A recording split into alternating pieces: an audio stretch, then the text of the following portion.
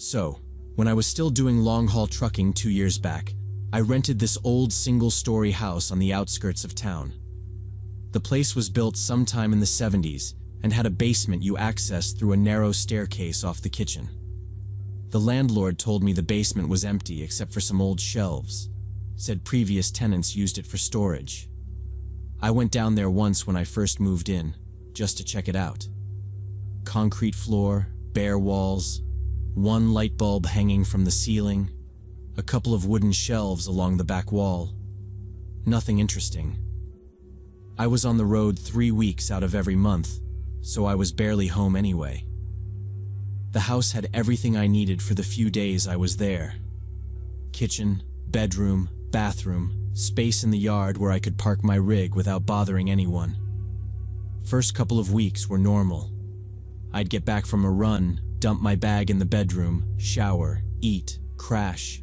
Sometimes I'd wake up still in my jeans with the TV on some infomercial. I didn't really live there. It was just a place with my name on the lease and my stuff in a couple of piles. I didn't bother decorating, didn't bother learning any neighbors' names. I wasn't planning on staying in that town long term. It was just close to the yard my company used. Only thing that ever stood out was how quiet the place got at night when I actually was home. No traffic, no dogs, nothing. Just the fridge humming and, once in a while, a creak from somewhere in the house I couldn't place. About a month in, I started noticing weird stuff. I'd come back from a 2-week haul and find things slightly off. Coffee jar on the counter was open when I swear I'd closed it. Half the milk in the fridge was gone. A pack of deli meat looked like someone had peeled it open and tried to smooth it back down. I figured maybe I was just forgetting things, too tired after driving 12-hour days. There were nights I'd stumble in, slap together a sandwich and crash without really paying attention, so it wasn't crazy to think I'd left something open. I didn't like the idea that I was getting that sloppy, but it was easier to blame myself than think about somebody else being involved.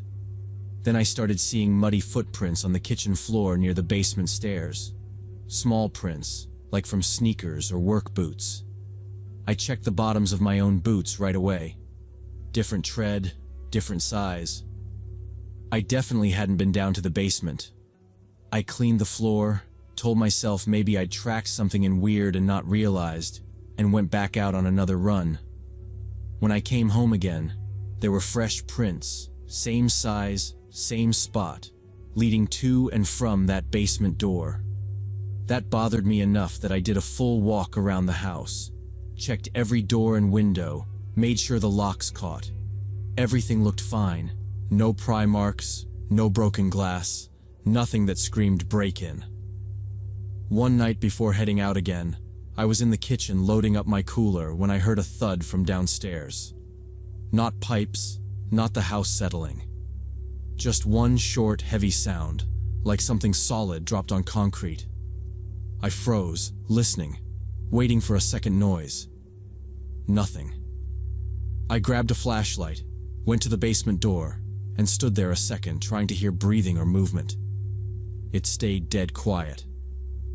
I went down anyway, slow, one hand on the rail.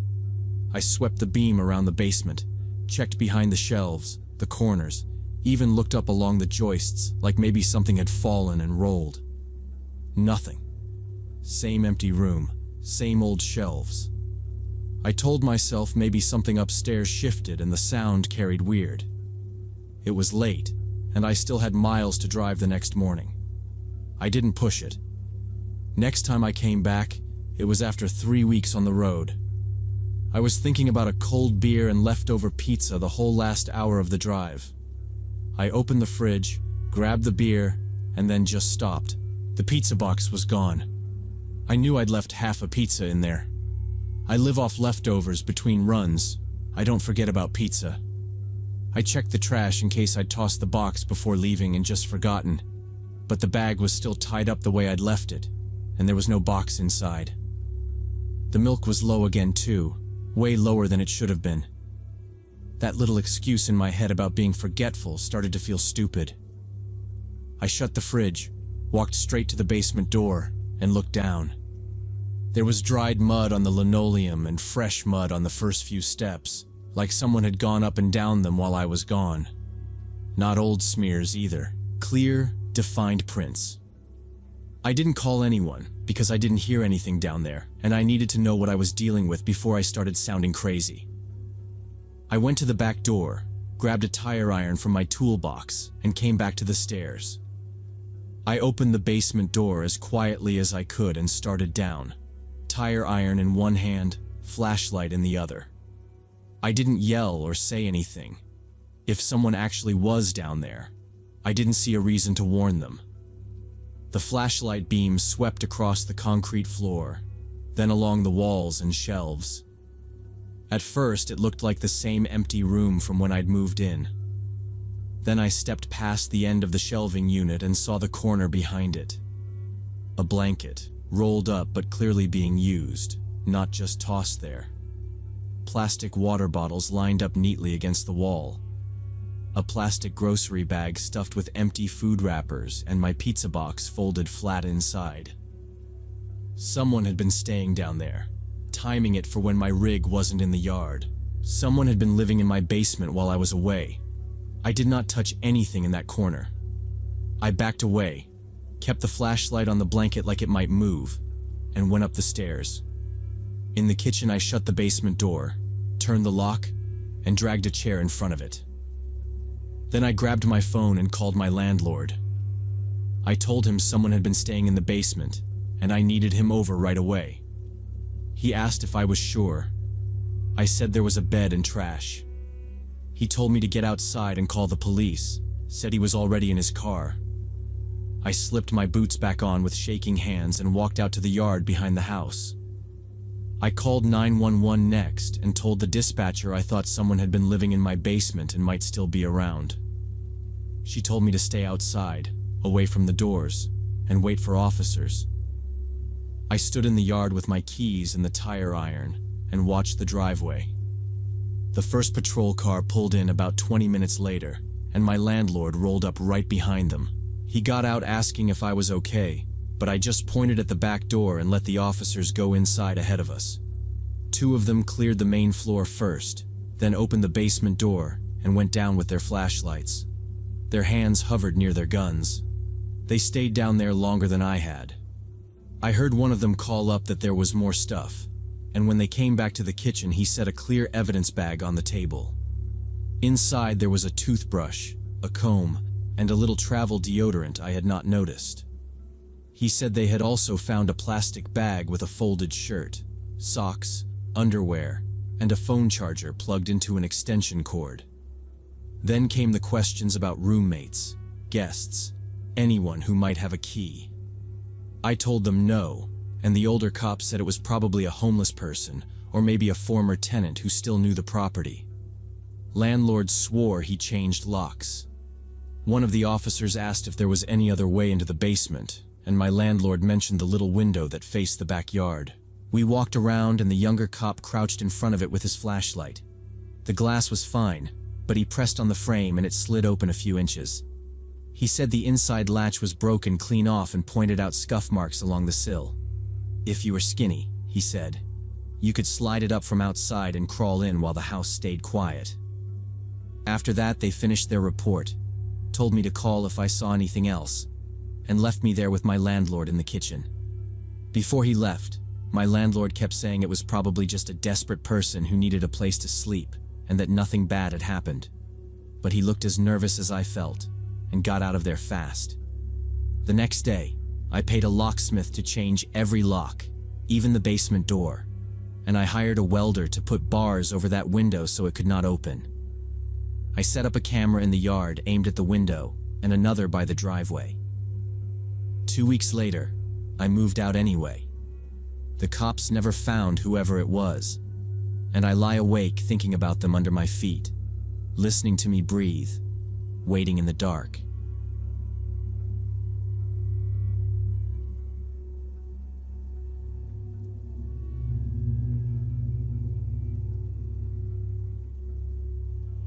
When I was in 8th grade, my parents had just separated, and I was living with my mom in a small townhouse.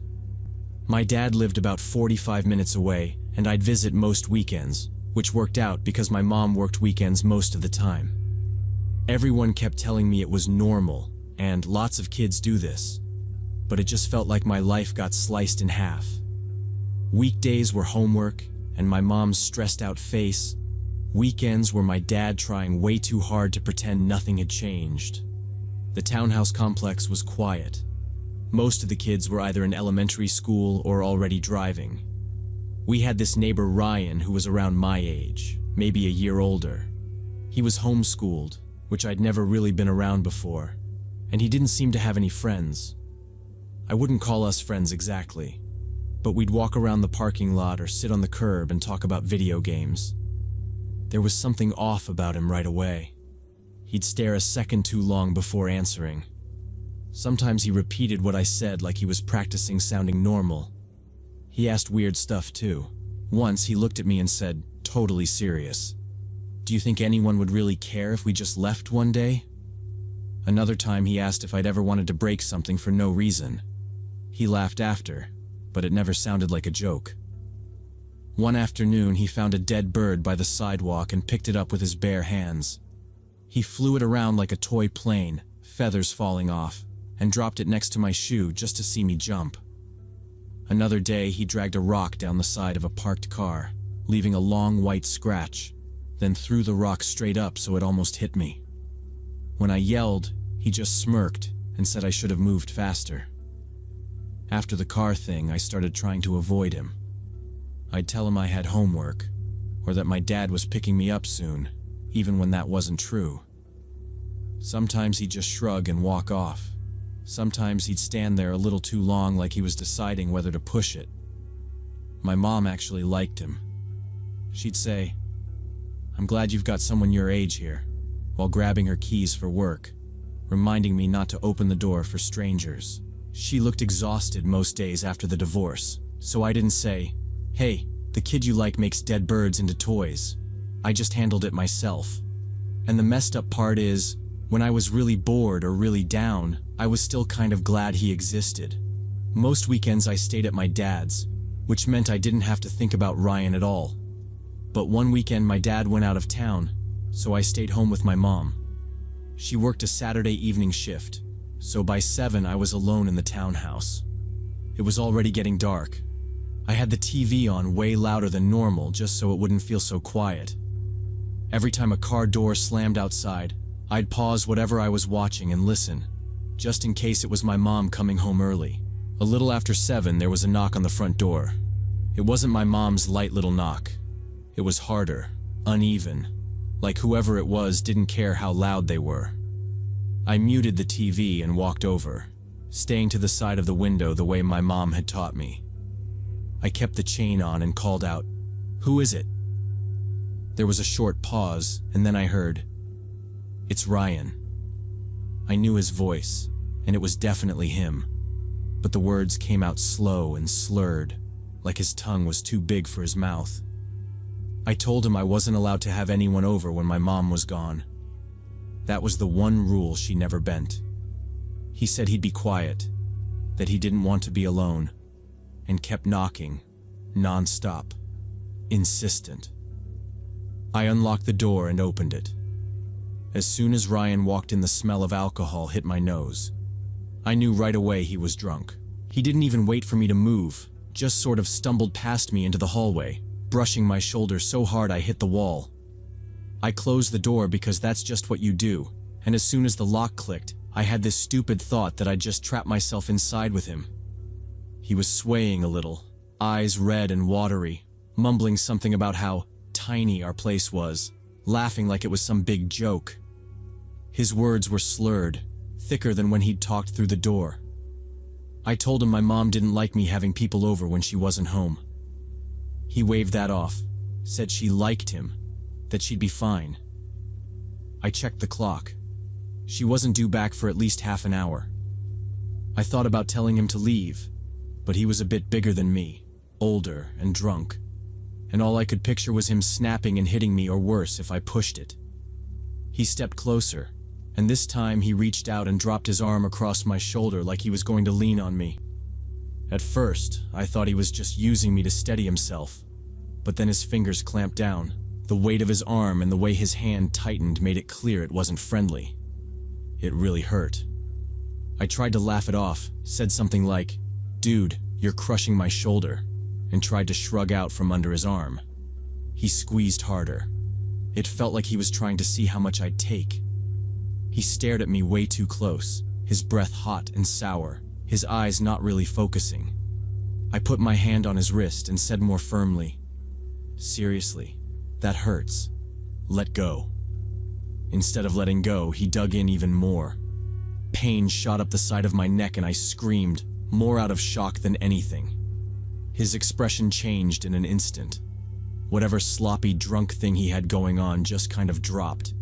His face went tight and cold, and suddenly he was looking at me like I'd done something to him. I tried to pull his hand off again, and that's when I noticed he was holding something in his other hand, down by his leg. It was a small red Swiss Army knife, the little pocket kind, but with the blade flipped out. I hadn't seen him take it out, so I had no idea how long he'd been standing there with it. For a second, I froze. He yanked my shoulder and dragged me toward the living room. My socks slid on the floor and I couldn't really fight him without feeling that knife come closer, so I kind of stumbled with him. He shoved me down onto the couch hard enough that I bounced. My knee hit the edge and I winced, but he didn't react. He just stood over me, holding the knife out, not right against me but pointed in my direction. I raised my hands and started talking fast, trying to sound normal, like we were just hanging out, and this was some weird joke that could still be walked back. I said his name over and over, told him to relax, that we could just play a game or watch a movie, that my mom would be home any minute. I don't remember the exact words, just that I was crying and my voice kept shaking and I could hear myself begging him to stop, saying please, again and again. His face barely moved. He just stared down at me with this dead look in his eyes, and for a few seconds I was sure I was about to die right there on our couch. Then I heard the front door open, and the sound of my mom's keys dropping into the little dish by the wall like they always did. Everything seemed to happen at once. She stepped into the living room, saw Ryan standing over me with the knife, and she let out this scream that cut through everything. Ryan jerked his head toward her like he'd been slapped, then turned and bolted for the door. He didn't say anything, didn't try to explain, just ran. He brushed past her so fast she stumbled, and then he was gone, out into the parking lot and around the corner. My mom rushed to me, but I just remember staring at the doorway, shaking so hard my teeth hurt. We never saw him again after that. His family moved within a week, and I never found out what happened to him.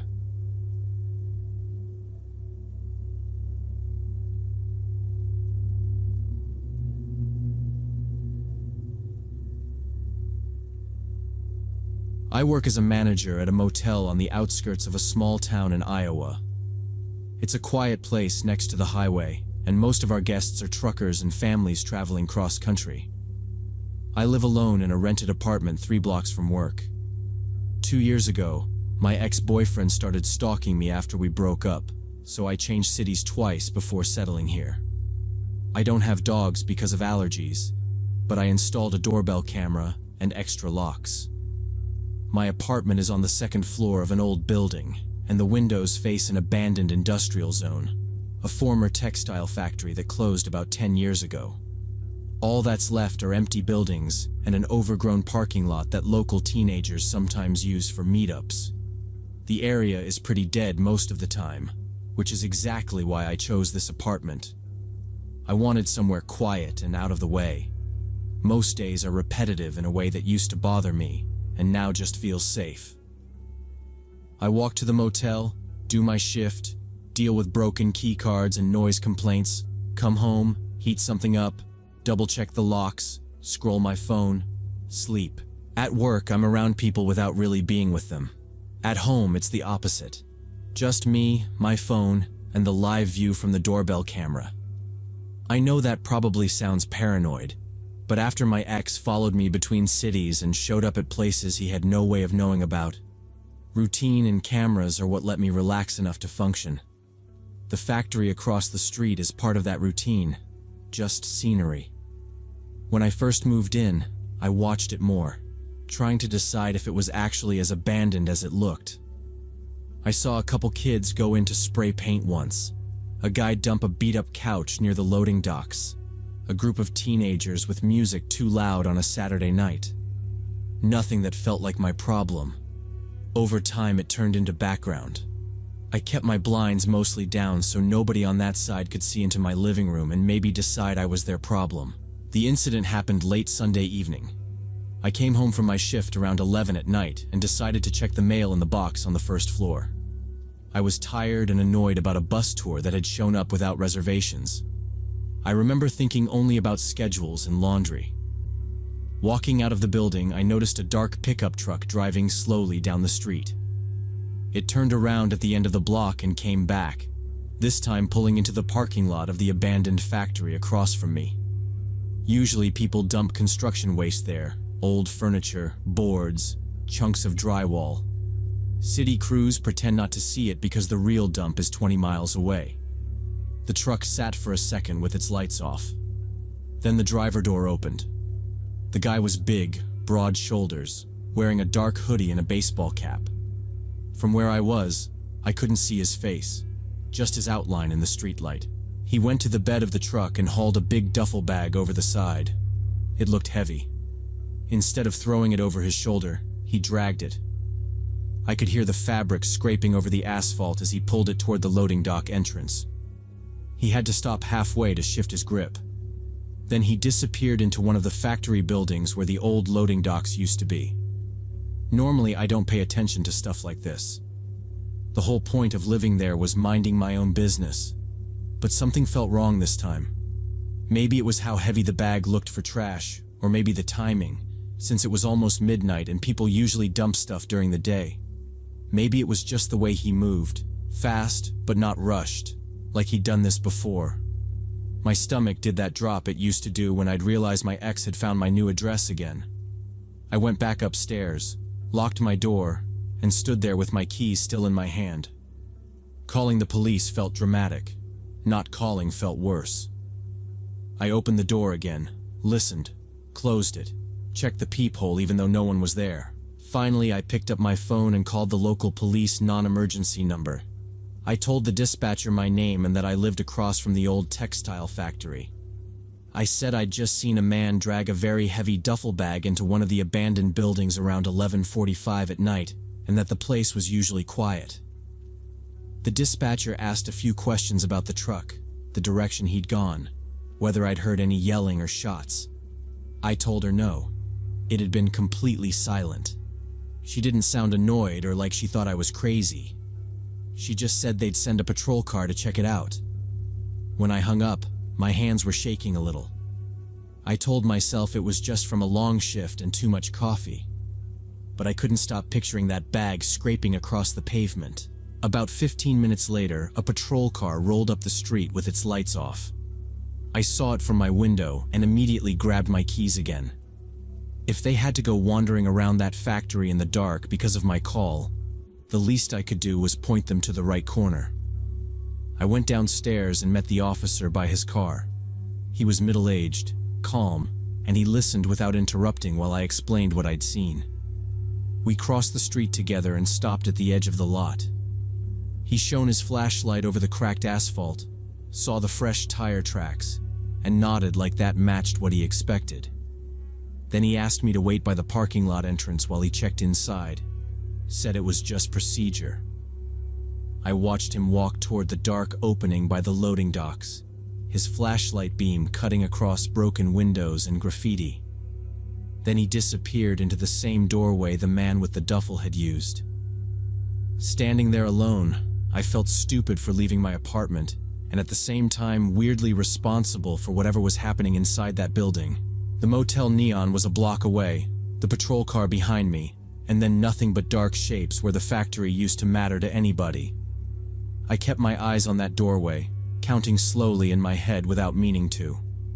A few minutes later, he came out of the building holding his radio. Even from a distance, I could see something was off. His face looked tight, and he swallowed several times before he walked back toward me. When he reached me, he lowered his voice, like he didn't want the words to carry anywhere. He said quietly, "There were human remains in there." I felt the ground disappear under my feet. Within half an hour, detectives, the coroner, and more patrol cars were there. They ran tape across the entrance, and the whole lot went from dead to crowded. One officer walked me back toward my building and asked if I felt okay. I said I didn't want to be alone in my apartment. He suggested we wait together inside a while. Upstairs, he did a quick walkthrough, checking my windows and the back door like he was making sure nobody else was there. A female detective and another officer came in about 10 minutes later. We sat at my small kitchen table while she set a recorder down and asked me to describe everything I had seen. Starting from leaving work, I went through it step by step, from walking out to the mailbox to seeing the dark pickup turn into the factory lot. I described the driver, his size, the baseball cap, the way he dragged the heavy duffel instead of lifting it. I told them I hadn't seen the plate number. I hadn't thought about filming on my phone. When they asked about my doorbell camera, I had to explain it only points at my own door, not the street. One officer said he would check nearby businesses for cameras, but we both knew there isn't much around. Then another officer mentioned the body had been under old tarps by the loading dock. He looked regretful saying it there.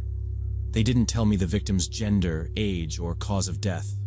One of them only said the remains were fresh, and probably hadn't been there more than a few hours when I called. That stuck with me, picturing someone driving a body over while I was still wiping counters at work. It made the factory feel personal and close. Before they left, the detective asked if anyone might hold a grudge against me or want to scare me. I told her about my ex, the restraining order, the moves between cities. She wrote everything down and said there was nothing tying him to this yet, but to call immediately if I ever saw that truck again or anything close. Over the next few days, a patrol car started cruising our block at random times. Sometimes I see it slow in front of my building, pause, then keep going toward the highway. The detective has already called me twice with follow-up questions, and to reassure me I did the right thing by calling it in. That helps and doesn't help. The person who dumped that body clearly knew the area. From the main road, you can't even see the factory. You have to turn onto our little street and then cut into the lot. He was counting on nobody going in there, especially with demolition still years away and half the town ignoring the place. It honestly makes me sick. The worst part is knowing he might live close. Maybe he drives past my building every day, going to work or running errands, and knows exactly how hidden that lot is. If I hadn't gone down for my mail right then, if I'd checked it earlier, that body might have stayed there for months. That thought sticks to everything now. I'm already thinking about moving again, even though I promised myself this town would finally be where I settled and stopped running. The detective told me to be careful and report anything suspicious, but that just keeps me wound tight. I watch every dark pickup pass my window and wonder if its driver watched me that night from the shadows.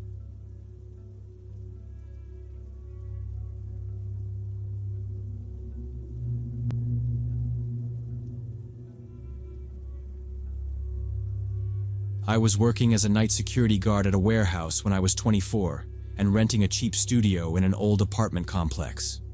Rent was cash only, no contract, just an envelope under the owner's door. My shift was midnight to 8 in the morning, so my day started when most people were eating lunch. I'd get home, eat something cheap, shower, pull the blackout curtain, and pass out. Because of that, I barely saw anyone. I knew there were some tenants from the noise, but I couldn't have picked them out in a crowd. The building itself was half empty. Out of 12 apartments, maybe 4 or 5 had people in them. Names on mailboxes changed or disappeared. Lights would show up in a window for a week, and then never again. The first month there was calm. Nobody threw parties, nobody knocked on my door, nobody asked where I worked or why I slept in the middle of the day. For the price, that was all I wanted. Then I started waking up around 3 in the afternoon for no real reason. I'd open my eyes, check my phone, and right after that, I'd hear footsteps in the hallway. Slow, steady steps right past my door. Then a floorboard would creak, a hinge would squeak somewhere close, and I'd hear a door close softly. One little sequence of sounds, and then silence. First few times I blamed it on the owner or some neighbor with a weird schedule like mine. It kept happening. Always around 3. I'd be dead asleep and then suddenly fully awake, just lying there waiting for those steps. Same slow pace, same short noise from a door near mine, then nothing. It wasn't dramatic, but it got under my skin. I needed that block of sleep to not screw up at work, and instead I was lying there listening to whoever liked walking that hallway at the same time every day. One day I woke up hot and restless a little after 3. The room was stuffy, so I got up, opened the window, let some street noise in, then lay back down on top of the blanket. I was just drifting off again when I heard my own door handle turn.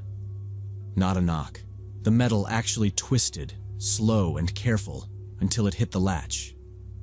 It stopped, then turned again a little harder, like they were making sure it really was locked. I went completely still. Whoever it was didn't say anything and didn't try to force it.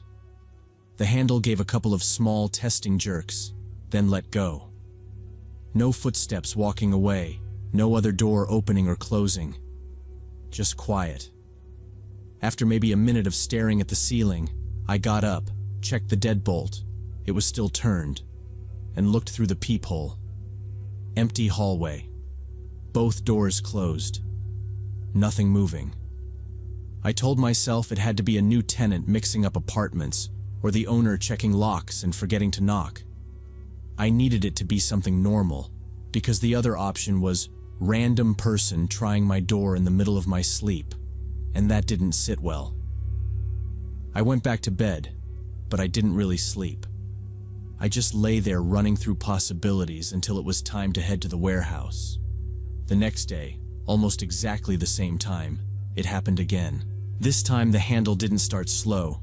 It just went straight into those little rattling pulls, like whoever was out there already knew there was a lock.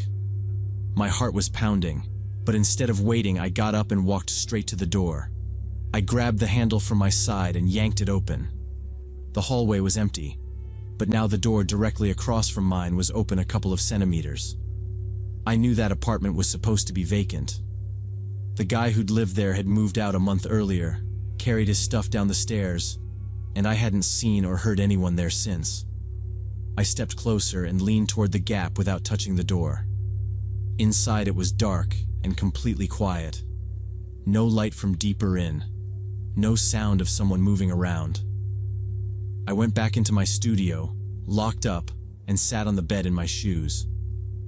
Logically, the owner could have been in there doing repairs or checking pipes. But then why try my handle first, and why so careful about it? I couldn't make that line up in my head. Sleep was pretty much done for the day.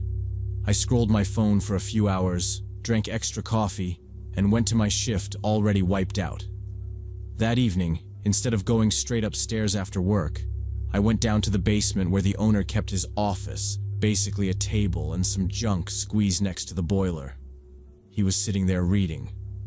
I asked who was renting the unit across from me. He said nobody, it was empty, he had the keys.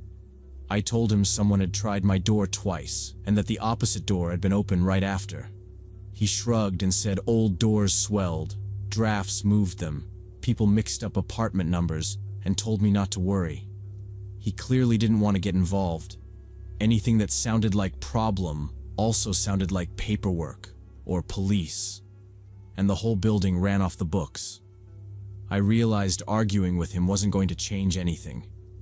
I went back upstairs annoyed and still tired, and decided if he wasn't going to check, I would at least know for sure if someone was going in there. Before leaving for my next shift, I tore off a thin strip of clear tape and stuck it across the seam of the door opposite mine, half on the frame, half on the door.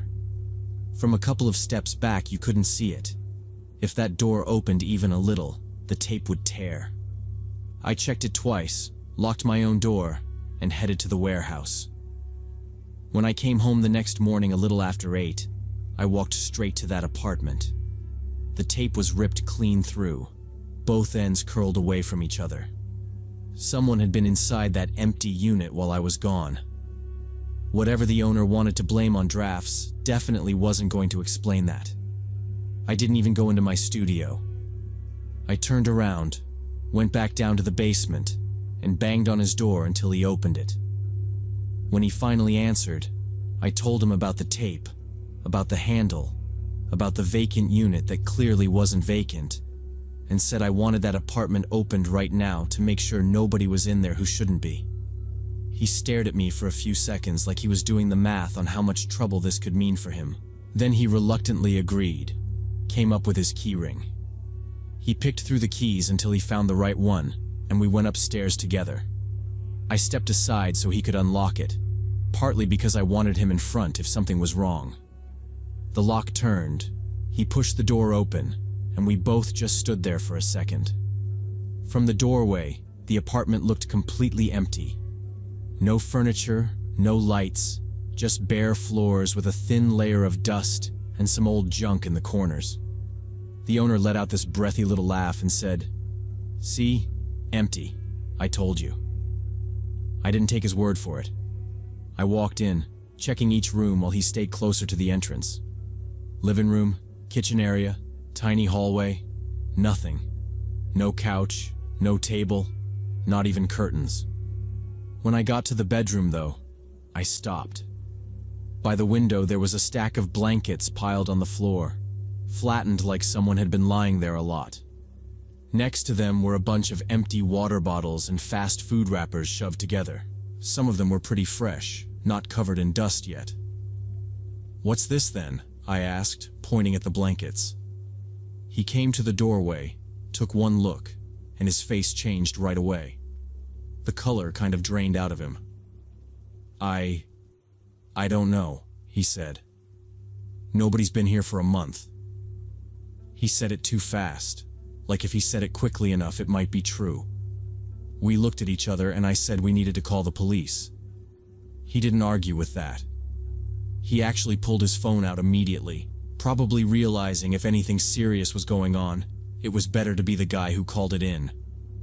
About 20 minutes later, 2 officers showed up, uniformed, calm, like this was just another weird apartment call.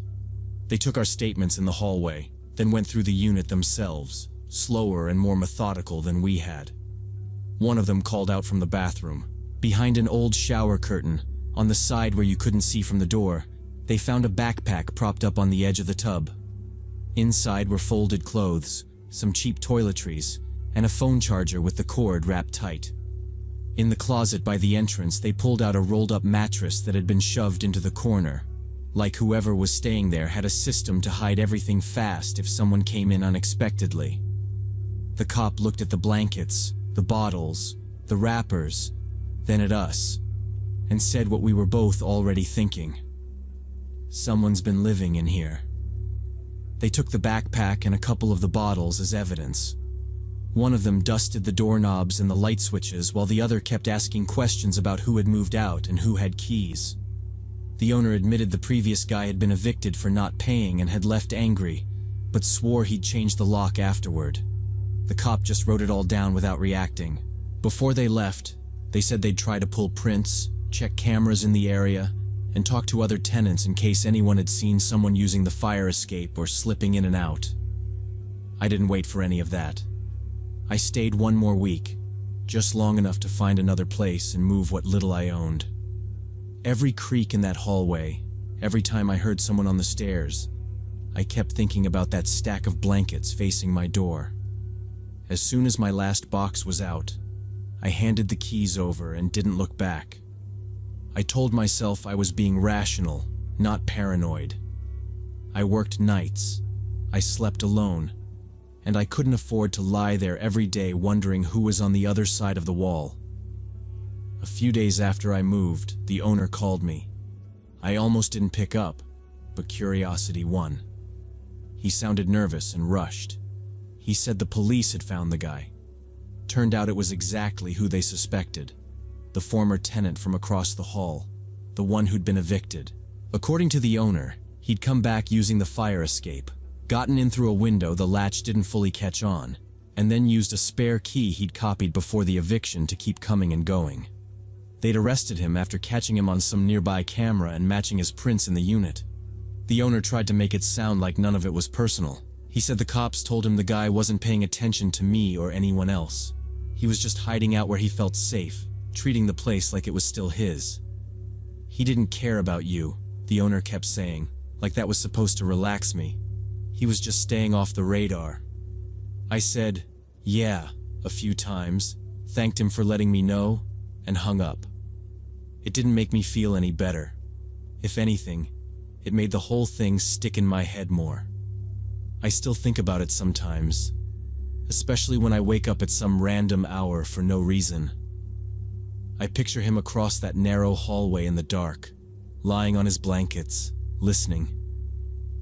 I wonder how many days he stood right at my door with his ear near the wood, hearing me shift around or snore. How many times he watched me through his peephole as I locked up and headed to work, or came home half asleep and didn't even glance at his side. The police said he probably thought the apartment was still his, that he was clinging to it like some kind of delusion. But I keep going back to that torn tape and the slow, careful way the handle turned in my lock. That wasn't someone confused about where they lived. That was someone checking to see if I was home.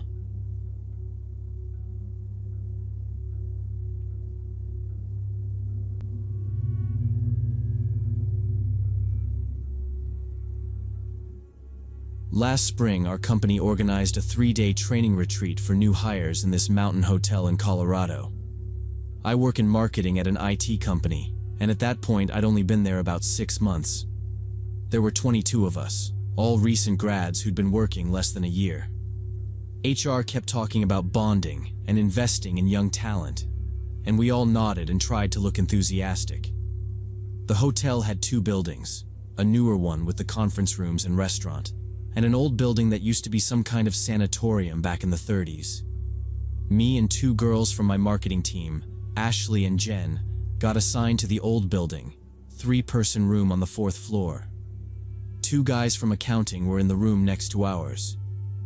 During check-in, the coordinator joked about the history, but they also mentioned the place didn't have modern safety systems. That's when they told us the doors in the old building had to stay unlocked at night in case of fire alarms, since the wiring was sensitive and maintenance was still working on it. Patricia, our manager, said it was fine. They had security. None of us wanted to be the person who pushed back, so we just exchanged looks and went along with it. The first 2 days were normal corporate stuff. Trust exercises, icebreakers where you say your fun fact, a long presentation about our product roadmap, and then evening drinks at the bar. It was boring and kind of fun at the same time. We were all getting along pretty well, trading stories about college and making the kind of surface-level friendships you make at these things. By the second night, I remember thinking, okay, this isn't so bad.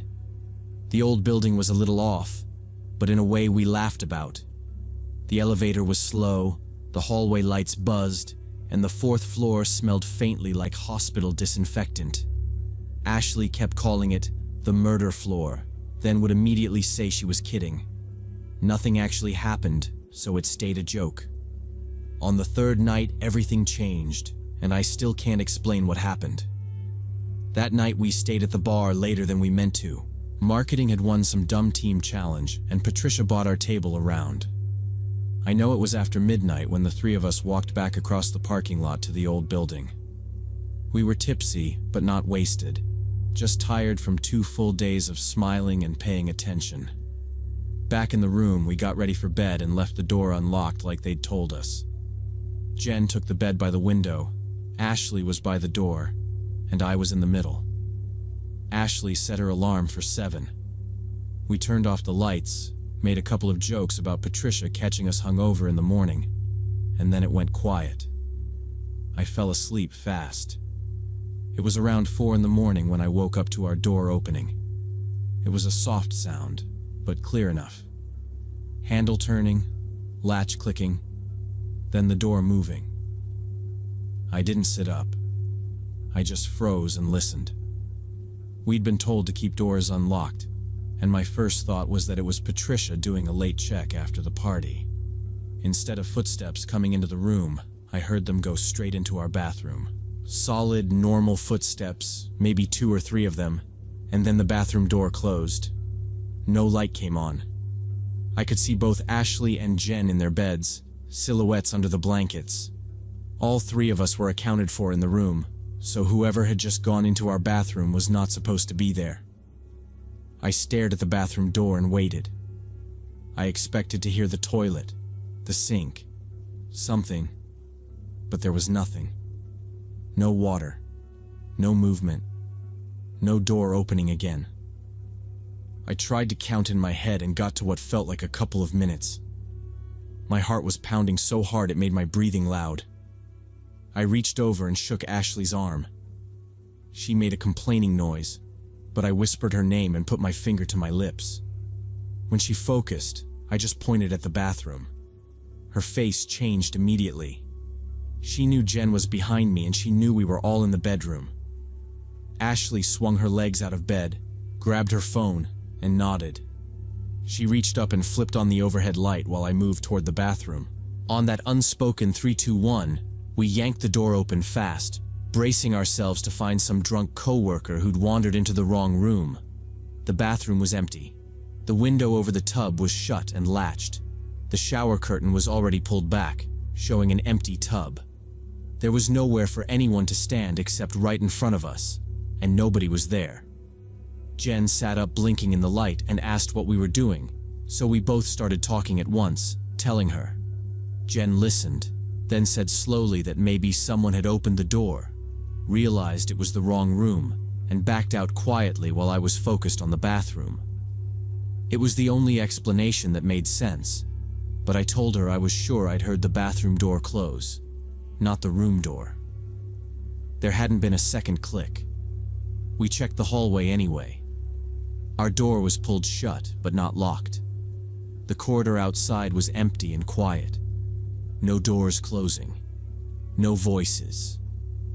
We walked down to the guy's room next door, saw no light under their door, and went back in. Locking the door felt pointless when they told us not to, so we just slid the deadbolt halfway and left it. The 3 of us ended up staying awake the rest of the night, sitting on top of the covers, passing bottled water from the mini fridge back and forth. Every sound from the hallway made us go silent. At one point, Jen suggested calling Patricia or the front desk, but none of us wanted to be the dramatic new hire over what might have been nothing. At breakfast, we mentioned it casually to the accounting guys next door.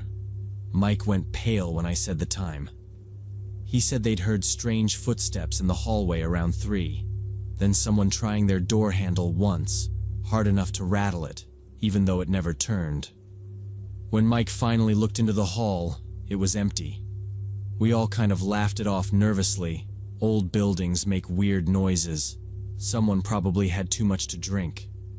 After breakfast, our manager wanted a group photo for the company blog, something to show all the fresh faces. We met in the courtyard while Patricia clapped and moved people around, taller and back. Everyone else squeezed in front. I ended up in the middle with Ashley and Jen next to me. People joked about how tired they looked, but everyone smiled because we were going home. Patricia tried to hand my phone to the front desk guy so he could take the picture, but he said he wasn't allowed to leave the lobby. So I set my phone on a chair, hit the timer, and ran into the group. We did that a few times until we finally got a shot where nobody was blinking and Patricia said it would work. That evening at home, I plugged my phone into my laptop and started backing everything up. I had some show playing in the background and was half paying attention while I clicked through the retreat photos. When I got to the courtyard shots, I started tapping through them to pick which one to send Patricia. In the background, you could see the old building, the line of 4th floor windows, and our window above Jen's bed. In one photo, just one, there was a dark figure in that window. It looked like a person in light clothing standing right at the glass, facing the courtyard. I zoomed in until the picture turned grainy. The shape was clearly human. Head, shoulders, upper body, arms at the sides. My stomach dropped. I counted everyone in front. All 22 of us were there, plus Patricia.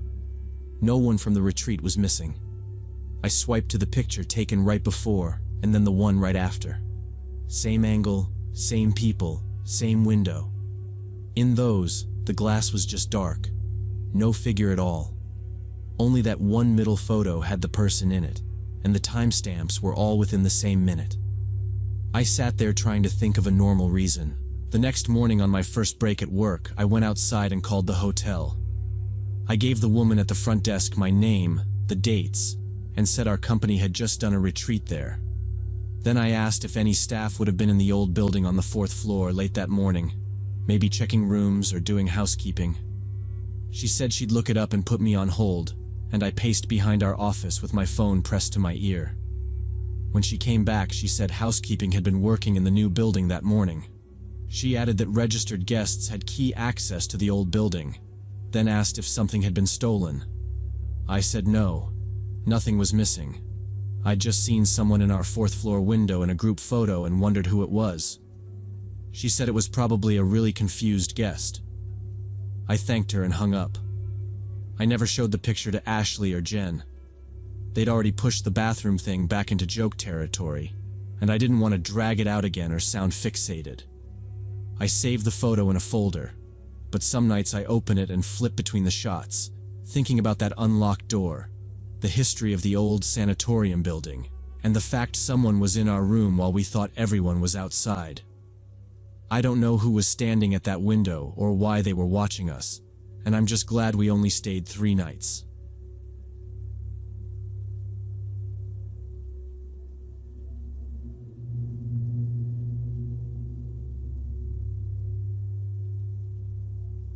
Two years ago, I was working as a pharmaceutical sales rep, driving all over Mississippi, meeting with clinics and pharmacies.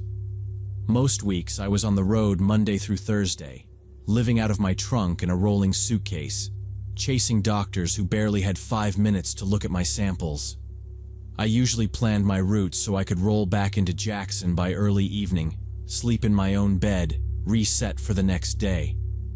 That routine kept me sane.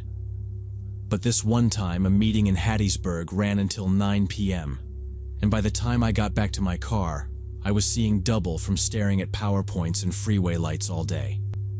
It's about a 3-hour drive back to Jackson, mostly boring highway, and I knew if I pushed it, I'd be white-knuckling the steering wheel and slapping my own face to stay awake. So I pulled into a gas station, grabbed a coffee that tasted like burned plastic, and started searching motels on my phone. Somewhere halfway would let me sleep a few hours and still make it to my first clinic the next morning. A place called Pine Grove popped up on Highway 49, about 40 miles from the nearest decent-sized town. The photos showed an old but clean single-story building in a U-shape. Cars parked right in front of the doors, big neon sign. Nothing fancy, but I wasn't looking for fancy, just a bed and a lock. When I pulled off the highway around 10:30, something felt off immediately. The neon sign was flickering, buzzing louder than it should have, and there were only 2 other cars in the lot, both older sedans with out-of-state plates. The building looked more run down than the pictures, darker patches on the stucco, a couple of rooms with curtains pinned up instead of hanging right. I sat there with the engine running, hands on the wheel, and seriously thought about just getting back on the highway. But my eyes were burning, and my head had that heavy, swimmy feeling I get right before I stop trusting my reactions. Driving another 3 hours like that felt like asking to wrap myself around a tree. I told myself I'd lock the deadbolt, sleep 6 hours, and be gone before sunrise. I grabbed my overnight bag, my sample case, and my laptop, because I never leave that in the car, and headed into the reception area. The guy behind the desk was maybe 60, thin, with this grayish, unhealthy complexion like he ate cigarettes for breakfast. He didn't look up when I walked in, just kept staring at a little TV on the counter that was playing some game show with the sound turned almost all the way down. Without really greeting me, he mumbled, "80 for the night," and slid one of those old metal keys across the counter. Room 7, written in faded marker on the tag. I pulled out my company card and asked, "Can I get a printed receipt? I need it for expenses." He finally glanced at me, eyes kind of watery, and said, "Printer's busted. I'll write it up for you in the morning." That annoyed me, mostly because I knew my manager would give me grief about it, but I was too exhausted to argue about a piece of paper. I told myself I'd swing back by the desk before I left. While I was putting my card back in my wallet, the front door opened and another guest walked in. He was maybe 40, wearing clean navy work coveralls with a patch over the chest I couldn't read, carrying a small duffel bag like he traveled that way a lot. He nodded at me with this easy, friendly smile, the kind guys in small towns give strangers. I nodded back, stepping aside so he could get to the counter. The change in the clerk was instant. This man who'd barely acknowledged I existed suddenly straightened up and leaned over the counter toward the guy in coveralls. His voice dropped into this low, almost confidential tone. I heard him say, "You're good. Same as last time. Usual spot. Carl's already there." The man in coveralls flicked a quick look at me, like he was checking how much I'd heard, and for a second our eyes met. There was nothing friendly in that look. It was fast, flat, just assessing. "Yeah," the guy in coveralls said quietly. "I saw his truck." Then he signed whatever the clerk slid toward him. No ID check, no card, just a quick scribble, and the key disappeared into his pocket. I stepped back another half step without really meaning to, my shoulders tensing up. I had no idea what usual spot meant, but the whole interaction felt too familiar, like they weren't just talking about where to smoke. The clerk barely glanced at me again. "7's down at the end," he said, already turning back toward the TV. I took the key and went back out into the night air. I walked to room 7, the last unit in the row, windows facing the dark line of woods behind the parking lot. No other rooms on that side were lit. I unlocked the door, pushed it open with my foot, and hit the light switch. The room was basic, but not disgusting.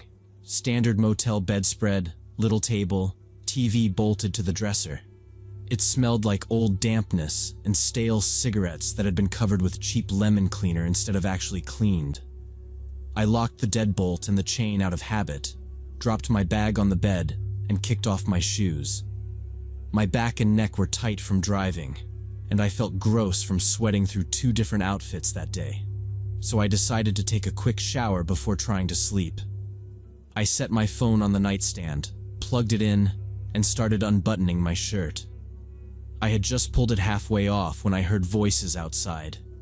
Male voices, not loud, but clear enough to cut through the wall. I hesitated, then crossed to the window and pushed 2 fingers into a gap in the curtains. 3 men were standing at the edge of the parking lot where the security lights ended and the trees began. One was the guy in coveralls who'd just checked in. The other 2 I didn't recognize. They were clustered near the back of an old sedan I hadn't noticed when I drove in, talking close together. One of the strangers popped the trunk and pulled something out, long and dark, maybe a tool or a bag. I couldn't tell in the patchy light. They looked around once, almost in sync, like they were making sure no one was watching. Then all 3 of them turned and walked into the woods along a narrow, barely visible trail. I checked my watch. 11:40 p.m. I travel a lot for work. I've stayed in plenty of sketchy roadside places. But 3 men meeting in the dark, taking something out of a trunk, and heading into the woods behind a half-empty motel in the middle of nowhere did not fit into any normal scenario I could talk myself into believing. My adrenaline kicked up hard enough that the tired feeling disappeared. Standing there in my half-off shirt, I thought about the clerk perking up when the guy walked in, about usual spot and Carl's already there, about how that quick look he gave me felt like weighing up a problem.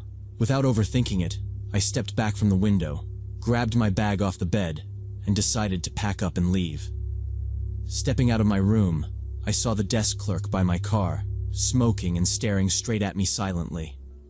There was no greeting, no threat. Just him posted there at my bumper like a reminder I was being watched. Keys in my hand, I stalled, running through excuses about forgotten samples or emergencies that already sounded fake even silently. I knew I didn't owe him any explanation, but I also didn't want to become the guest he remembered later. He didn't step closer or speak. He just leaned against the fender, smoking slow, like he was waiting me out. I made myself walk at a normal pace toward the car, not rushing, not sneaking, every step feeling too loud. I unlocked the back door, tossed my bag inside like that was all I'd come for, and avoided eye contact. I could see his shoes in my vision, close enough to touch, and I was scared to meet his eyes. I slid into the driver's seat, hands shaking a little, and focused on getting the key into the ignition smoothly. The engine starting broke the weird quiet between us, and in the mirror I watched him finally shift his weight. He took one step back, just enough to clear my path, and still didn't say a single word to me. As I rolled toward the highway, my headlights hit a sign by the driveway that read, "Cash only, no refunds." Suddenly, that cash-only policy felt a lot less like old-fashioned inconvenience and more like they wanted no paper trail there. I kept driving north on 49, counting gas stations and billboards until I saw a chain motel logo I trusted. I took that exit without even checking the rate, deciding I'd deal with the expense report fight later at work. Inside, the lobby looked normal. The clerk in a logo polo, computer humming, printer stacked with neat little receipts ready. When she asked how my night was going, I just said it had been long and I needed sleep badly. I didn't mention Pine Grove at all. I watched the printer spit out receipt and tucked it into my wallet. In the room, I checked the deadbolt twice, pushed sample case against the door, and replayed those men heading inside. I slept in short bursts, waking at every door slam and car starting outside. But at least I woke up. The next day, after my clinic visit, I told a colleague over coffee about the weird motel and the men. His face changed immediately. He set his cup down, leaned closer, and asked exactly where it was on the highway. He told me that area around Pine Grove Motel had been under investigation for years because travelers kept disappearing nearby. Truckers, salespeople, random drivers would vanish, and later their vehicles turned up abandoned on back roads or in parking lots. Police suspected robbery crews or trafficking operations using the highway, maybe even routes through those woods behind places like that. He said they never built a solid case. Too many jurisdictions and missing people no one realized were gone then. He added that most reps quietly avoided that stretch now, choosing longer drives over cheap motels that felt slightly wrong. Sitting there with my badge on and tablet open, I realized those 80 lost dollars might have actually saved me. Since then, anytime I need to stop somewhere unfamiliar at night, I only book chain hotels and read every review. That picture of the clerk by my car pops up sometimes, and I'm grateful I never found out the rest.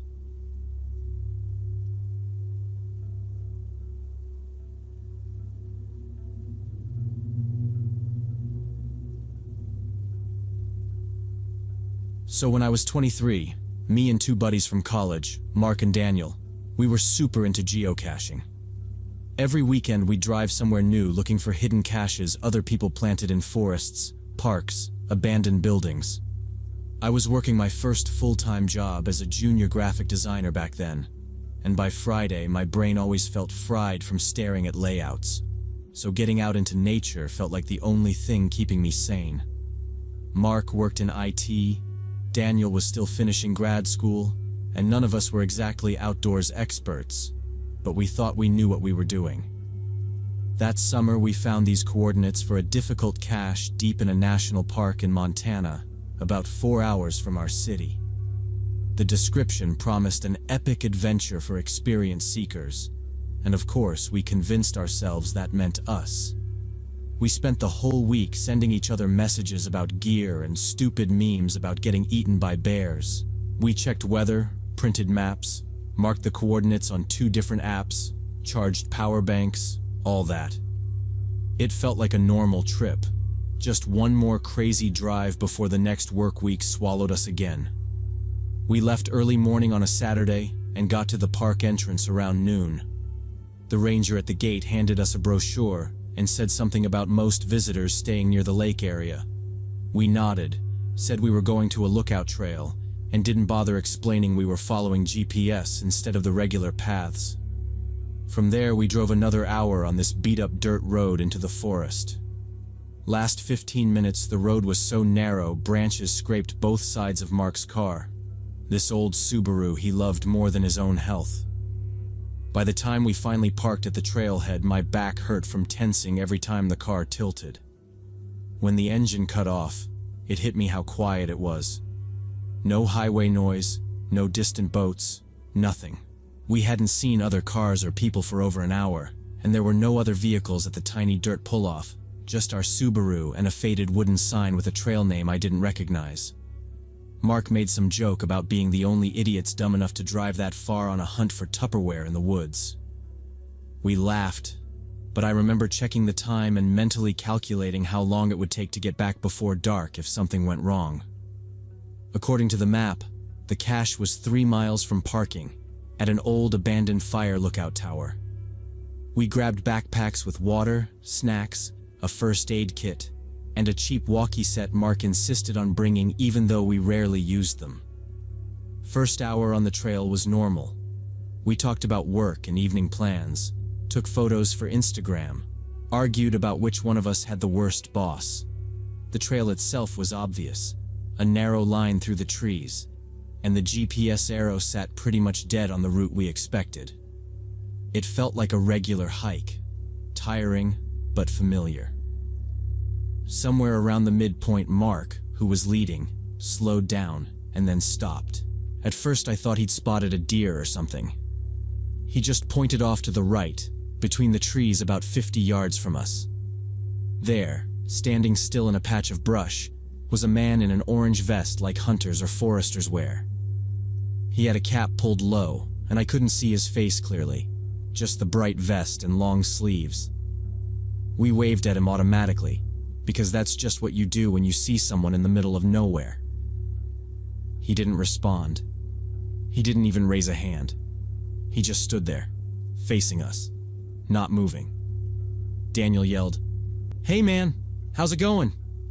And his voice sounded too loud in the trees. No reaction, no nod, no step toward us. After a couple seconds, it got awkward. Mark said maybe he was counting wildlife or doing something that required concentration. We shrugged it off and kept walking, trying to act like it wasn't weird. About 10 minutes later, the trail stayed more or less straight, and I happened to glance back. I froze for a second. The orange vest was visible again, but now only about 30 yards away and slightly to the left of the trail instead of the right. The guy was standing behind a thick spruce trunk with just part of his torso showing, half hidden like he didn't want to be fully seen. I couldn't make out his face at all this time, just the vest and a piece of his arm.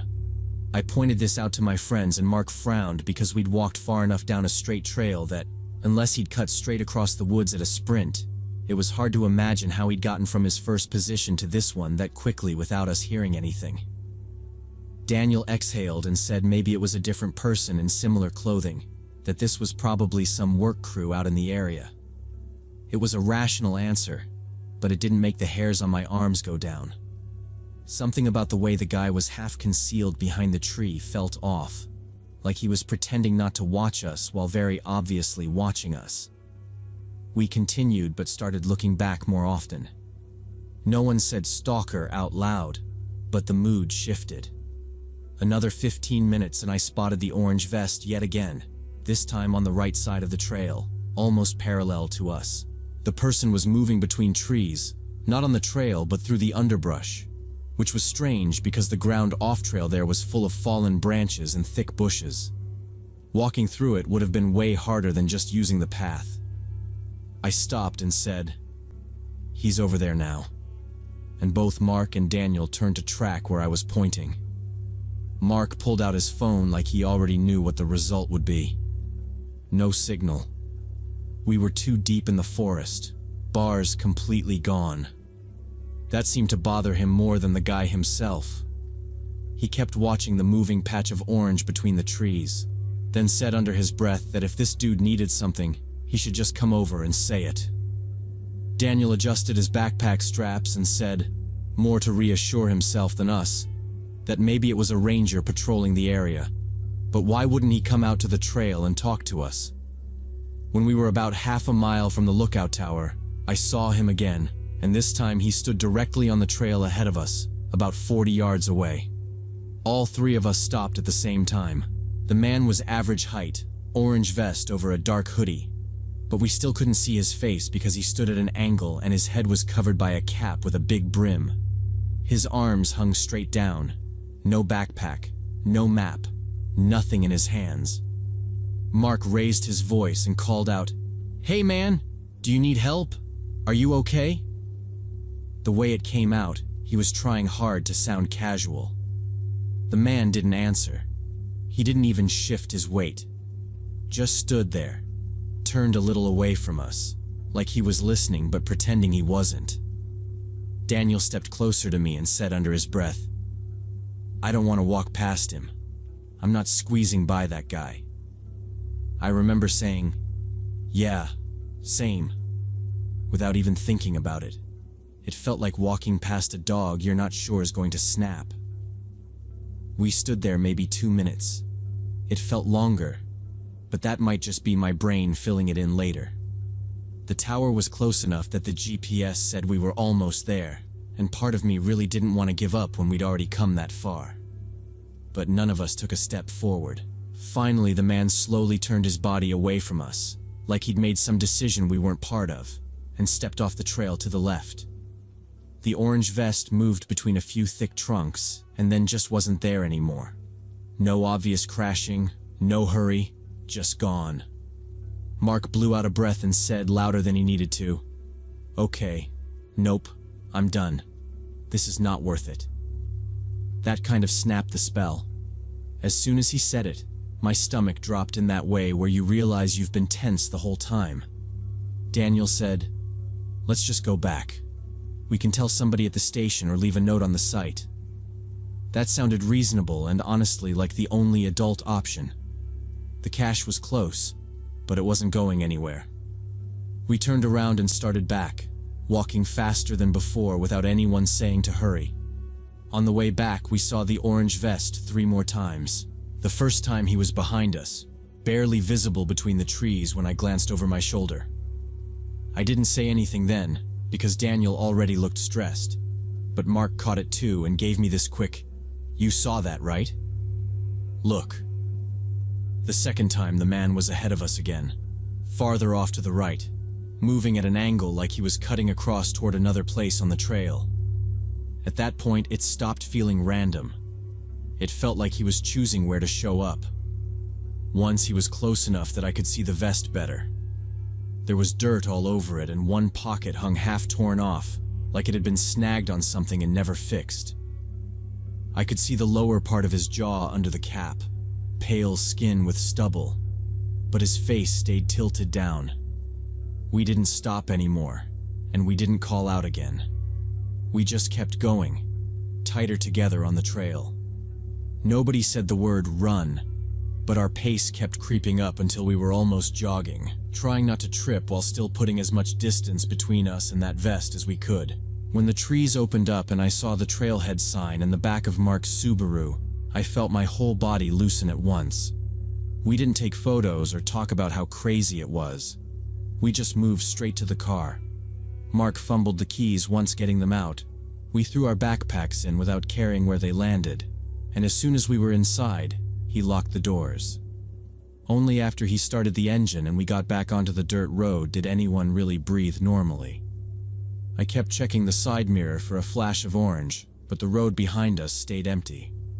For a while, nobody talked. Then Daniel said it was probably just a weird tourist or local with mental issues, someone who hated people near his woods. Mark shook his head and said maybe it was someone trying to scare or rob hikers, seeing who came out that deep and how they reacted. I sat in the back and listened, not really agreeing with either of them.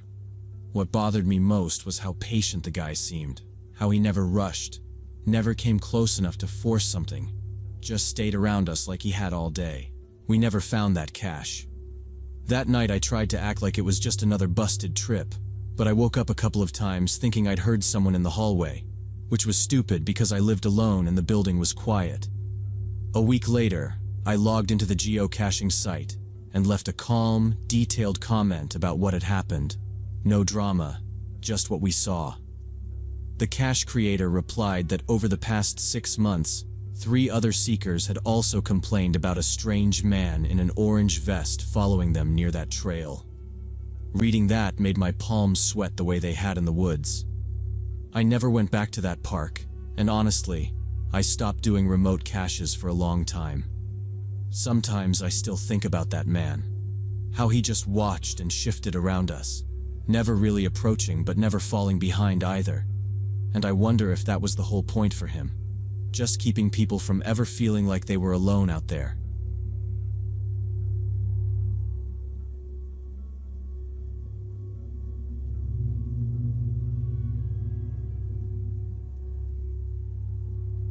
I've been working as an X-ray tech at St. Teresa Hospital for 6 years and got used to the rhythm of night shifts, quiet hallways, rare calls from ER, 3 a.m. vending machine coffee. It's a small municipal place, around 200 beds, nothing fancy, but the kind where everybody knows your name and your business. Radiology sits down in the basement level with no windows, just humming machines and old rolling chairs. And for years my nights there all blurred together. Clock in, clear the queue, joke with whoever was on, drink bad coffee, wait for ER to send up the next broken bone. There were 3 of us techs rotating shifts, 2 coordinating nurses, and Dr. Chen over the department, though he mostly existed as a name on paperwork at night. I got along with everyone, but I clicked most with Victoria Long, one of the coordinating nurses. She was late 50s, soft voice, quick hands, the type who could call every surgeon by first name and still remember which janitor's kid had asthma. Every Monday she'd walk in with a plastic container of muffins and dump them on the desk like it was non-negotiable community service. She'd joke about retiring, then say the place would crumble if she left, and honestly, nobody argued. On slow nights, we'd sit at the station outside X-ray, her with a thermos of herbal tea, me pretending to enjoy whatever vending machine sandwich I'd grabbed. She kept a small spiral notebook and wrote everything down. Late consults, cranky families, which resident owed us coffee. Taped to the monitor was a photo strip of her grandkids, and she'd point them out like trading cards, plus pictures on her phone of her sister Janice's kids. If anything annoyed her, it was disorganization. She'd mutter about people who didn't respect process, fix 3 problems in a row, then go back to talking about family barbecues. There were no outbursts, no gossip, nothing that would have made anyone think, this woman is going to end up on the news. Everything changed on a Thursday. I came in for evening shift, and the first thing I noticed was how quiet the jokes were. People were gathered in little knots in the hallway, talking low, faces tight. One of the younger nurses had shut herself in the staff room and I could hear her crying through the door. At the desk outside radiology, Victoria's chair was empty, her thermos missing, the photo strip gone, like someone had wiped her out of the scene. I asked where she was, expecting to hear she'd finally taken a vacation, but nobody gave me a straight answer. Just told me Steve was out by the back door. Steve had quit smoking a year before, but he was standing there with a cigarette burning between his fingers, staring at the parking lot like it had done something personal to him. I asked, "What happened?" And he didn't answer until I repeated it. Then he said, still not looking at me, "They arrested Victoria this morning. Detectives came in and walked her out in handcuffs." My brain just stalled, and I asked if it was some insurance thing, some mistake, and he shook his head and said, "No, man. They say she killed her sister and brother-in-law. She shot them last night." I remember just staring at him, waiting for the punchline that never came. Steve kept talking, saying he'd heard the rest from somebody in administration who'd been on the phone with the detectives all morning. Their mom had died about 6 months ago, and Victoria and her sister Janice had been fighting over the inheritance ever since. Janice and her husband Roger were living in the house and, according to what Steve heard, refused to split the money or the place, claimed their mother wanted everything to go to them even though there was no will. Victoria had tried to do it the right way, lawyers, meetings, trying to just get her share and walk away. The detective said that last night she drove over there with a gun in her bag, shot Roger when he opened the front door, then went after Janice through the living room and into the backyard. Neighbors heard the screaming and the shots and called 911. When the police got there, Victoria was sitting on the porch steps with the gun on the concrete beside her, not running, not fighting, just waiting. Steve said all that, and then we both just stood there in that ugly loading bay, like someone had turned the air thick. I kept seeing her at the nurse's station, lining up muffins and scolding residents for skipping meals, talking about how family was the whole point of working so hard. Victoria always talked about family being the most important thing in life, showed photos of her nieces and nephews, Janice's kids. The rest of the shift passed in a fog. I mechanically took x-rays, checked orders, moved patients on and off tables, but my head stayed somewhere else. I kept replaying every small moment with Victoria, trying to see something I had missed. When the ER phone rang, my stomach jumped and then dropped when it was just another routine fracture. Habit carried me through the motions, but I barely remember any specific case from that night. Only the weight in my chest and the feeling that the department suddenly felt like a different place, even though nothing looked changed outside. Between scans, I kept thinking about how she talked about her sister. It had always sounded like mild irritation, half joke, half complaint. She would sigh and say things like, "Janice is ignoring my calls again," or "Janice thinks everything should be her way." I usually just laughed, because everyone vents about relatives, and then I turned back to the console or whatever patient was waiting. Now those throwaway lines stayed in my head and would not go away. They were the same words, but they felt sharper, pieces of a conversation I had never bothered to hear back then. A month before all this, she came to shift with red, puffy eyes. At first, I thought allergies, but when she sat down, I could see that whole exhausted look people get after crying. She waved it off and said she had not slept because of family stuff. I offered to let her leave early, told her I could finish the queue alone, but she shook her head and said work helped her distract herself. She did everything right that night, just quieter. Around 2 weeks before the arrest, I walked into the break room for coffee and heard her on the phone. I stopped because her voice sounded different, clipped and cold. I remember her saying, "If you don't come to your senses, you'll regret it," in this calm, measured tone that made me back out before she saw me. I told myself she was talking to somebody from utilities or insurance, some faceless person jerking her around. I decided it was polite not to eavesdrop. Now I know I probably listened to the last fight between her and Janice about money. Next day, the hospital was buzzing. Administration sent a short email and then called a quick meeting, confirming Victoria's arrest and telling us not to talk to the press. Outside, news vans lined the curb, reporters waiting near every entrance, trying to catch anyone in scrubs. Local TV showed Janice and Roger's house under police tape, neighbors talking like they had seen this coming. They put Victoria's nurse photo beside a headline about killing her sister over inheritance. People here argued whether she had snapped or been pushed, or always had this in her. I just felt sick, replaying every sign I had ignored. About a week later, she appeared in court.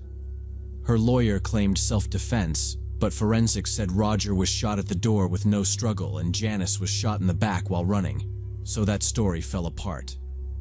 The case blew up because she was a respected nurse, and cameras followed every hearing. At one hearing, they played security video from a neighbor, Victoria walking up to the house, calm, then sitting on the porch while police arrived. It looked planned, not a snap. The trial ended with the jury finding her guilty of first-degree murder, and the judge gave her 2 life sentences without parole. When they asked for a statement, she said, "I'm sorry it turned out this way." I watched the broadcast at work. Now, a year and a half later, I'm at St. Teresa. They hired another nurse, Ashley, younger than Victoria. No more Monday muffins.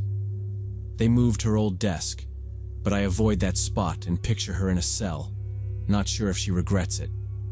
When news shows another family killing over money, I see her blank courtroom face and think how little we know the people beside us.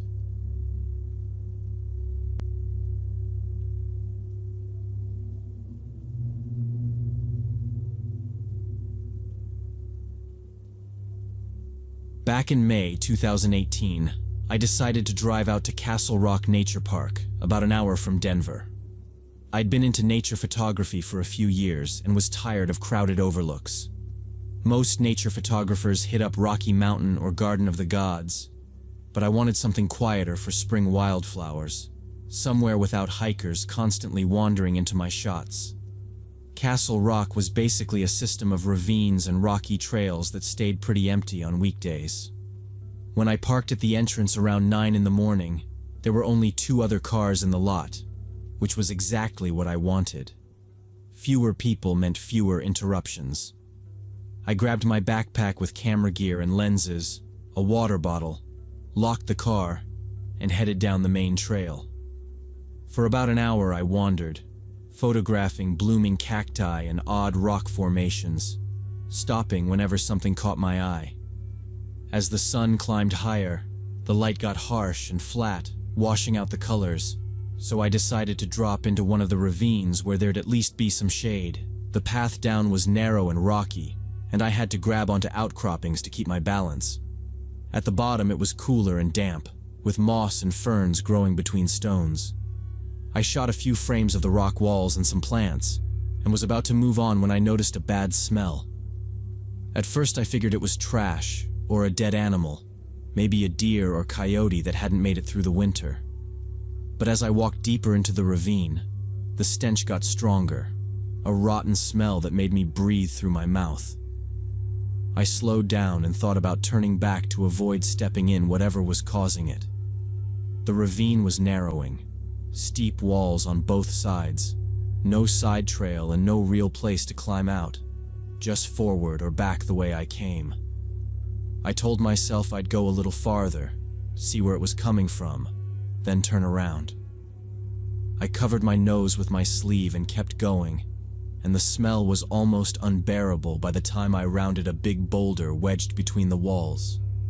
Between the rocks ahead, I saw something pale under a loose pile of branches and stones. My first thought was that it was a blanket or some old camping gear someone had ditched. I took a few more steps, trying to see around the branches, and realized it was a human hand sticking out from the rocks, and everything in me just locked up. The hand was grayish-white, clearly dead for a while, with chipped red nail polish on the fingers. I didn't go any closer, didn't check for a pulse, didn't touch anything. I turned around and just scrambled back up the way I'd come, grabbing roots and rocks as fast as possible. By the time I reached the main trail and then the parking lot, my hands were shaking so badly I almost dropped my phone dialing 911. Police showed up about 20 minutes later, 2 sheriff's SUVs pulling into that almost empty lot. I walked them to the top of the ravine, pointed out where I'd climb down, and they told me to stay there while they went in with gloves and evidence bags. One deputy stayed beside me asking the same things on repeat. What time I'd arrived, whether I'd seen anyone else, if I'd touched the rocks or the hand, which I hadn't, until they finally taped off the trail and let me go. A couple weeks later, a detective called to say they'd identified her as Lauren Mitchell, 32, missing for 5 months. And hearing her name instead of just seeing a gray hand in the rocks made the whole hike replay in my head in a way I still can't shake. He said my 911 call gave them the opening they needed. Her boyfriend confessed a week after my hike and admitted he'd driven her out to Castle Rock, dragged her into that ravine and covered her with rocks and branches, thinking no one would find it in such a rarely visited spot. I had to testify at the trial a year later, which meant reliving that morning in front of a courtroom full of strangers. The subpoena showed up in a plain envelope, and I knew what it was as soon as I saw the court seal. Walking into the courthouse, I kept telling myself I was just a witness who happened to find a body, that I hadn't done anything wrong. But it didn't stop my hands from sweating. They sat me in a hallway until it was my turn, and a victim advocate quickly went over my statement and reminded me to say if I didn't remember something instead of guessing. When they finally called my name and I stepped into the courtroom, the first thing I saw was a big photo of the ravine on an easel, same rocks and angle as that morning. I took the oath, sat in the witness chair, and fixed my eyes on the prosecutor like he'd told me to. He had me walk the jury through the day from the beginning. The drive, the empty parking lot, choosing that ravine, the smell, the hand. Then the crime scene photos went up on a screen, closer than I remembered, different angles under those stones. He asked about the way she was lying, the rocks over her, the condition of the hand. I tried to answer like I was describing one of my own photos, but my throat tightened and I went quiet until he repeated a question and I forced the words out. I looked at the boyfriend. He sat in a cheap suit, staring at the defense table, no reaction to any of it. The defense attorney asked distances and times, whether I could have disturbed anything without realizing, and I stuck to what I actually remembered and said I didn't know when I didn't. When they excused me, I went straight to my car and sat there shaking until I could trust my legs enough to drive. Later, I heard he got 25 years, and people said that was good, that he wouldn't hurt anyone else. For them, the case was over, but for me, it just meant the court part was finished. I stopped going on solo hikes and my camera stayed in the closet, and whenever I thought about driving to a trail, I'd smell that rod again and see the gray hand and stay home. 6 years later, I rarely really do nature photography. I live in Colorado and follow hiking pages, but I only go to crowded parks where there are enough people that nothing can sit unnoticed. I can't handle empty trails. Friends invite me on backpacking trips and suggest quiet routes, and I always have an excuse because I don't want to explain that I'm afraid of what we might find. I think about hikers stepping over a bad smell or a strange shape, and assuming it's an animal or trash, and about the headline later saying a body was found off a trail. The randomness still gets to me. If I'd picked a different ravine or turned back when I first smelled it, Lauren would still be under those rocks, and her family would still be waiting. They got closure because I was stubborn and curious enough to keep walking toward a smell most people would avoid. I'm glad they got answers, but nature photography doesn't feel harmless anymore. Even on busy trails now, part of my brain is always scanning the ground and the brush, waiting to see something pale where it shouldn't be.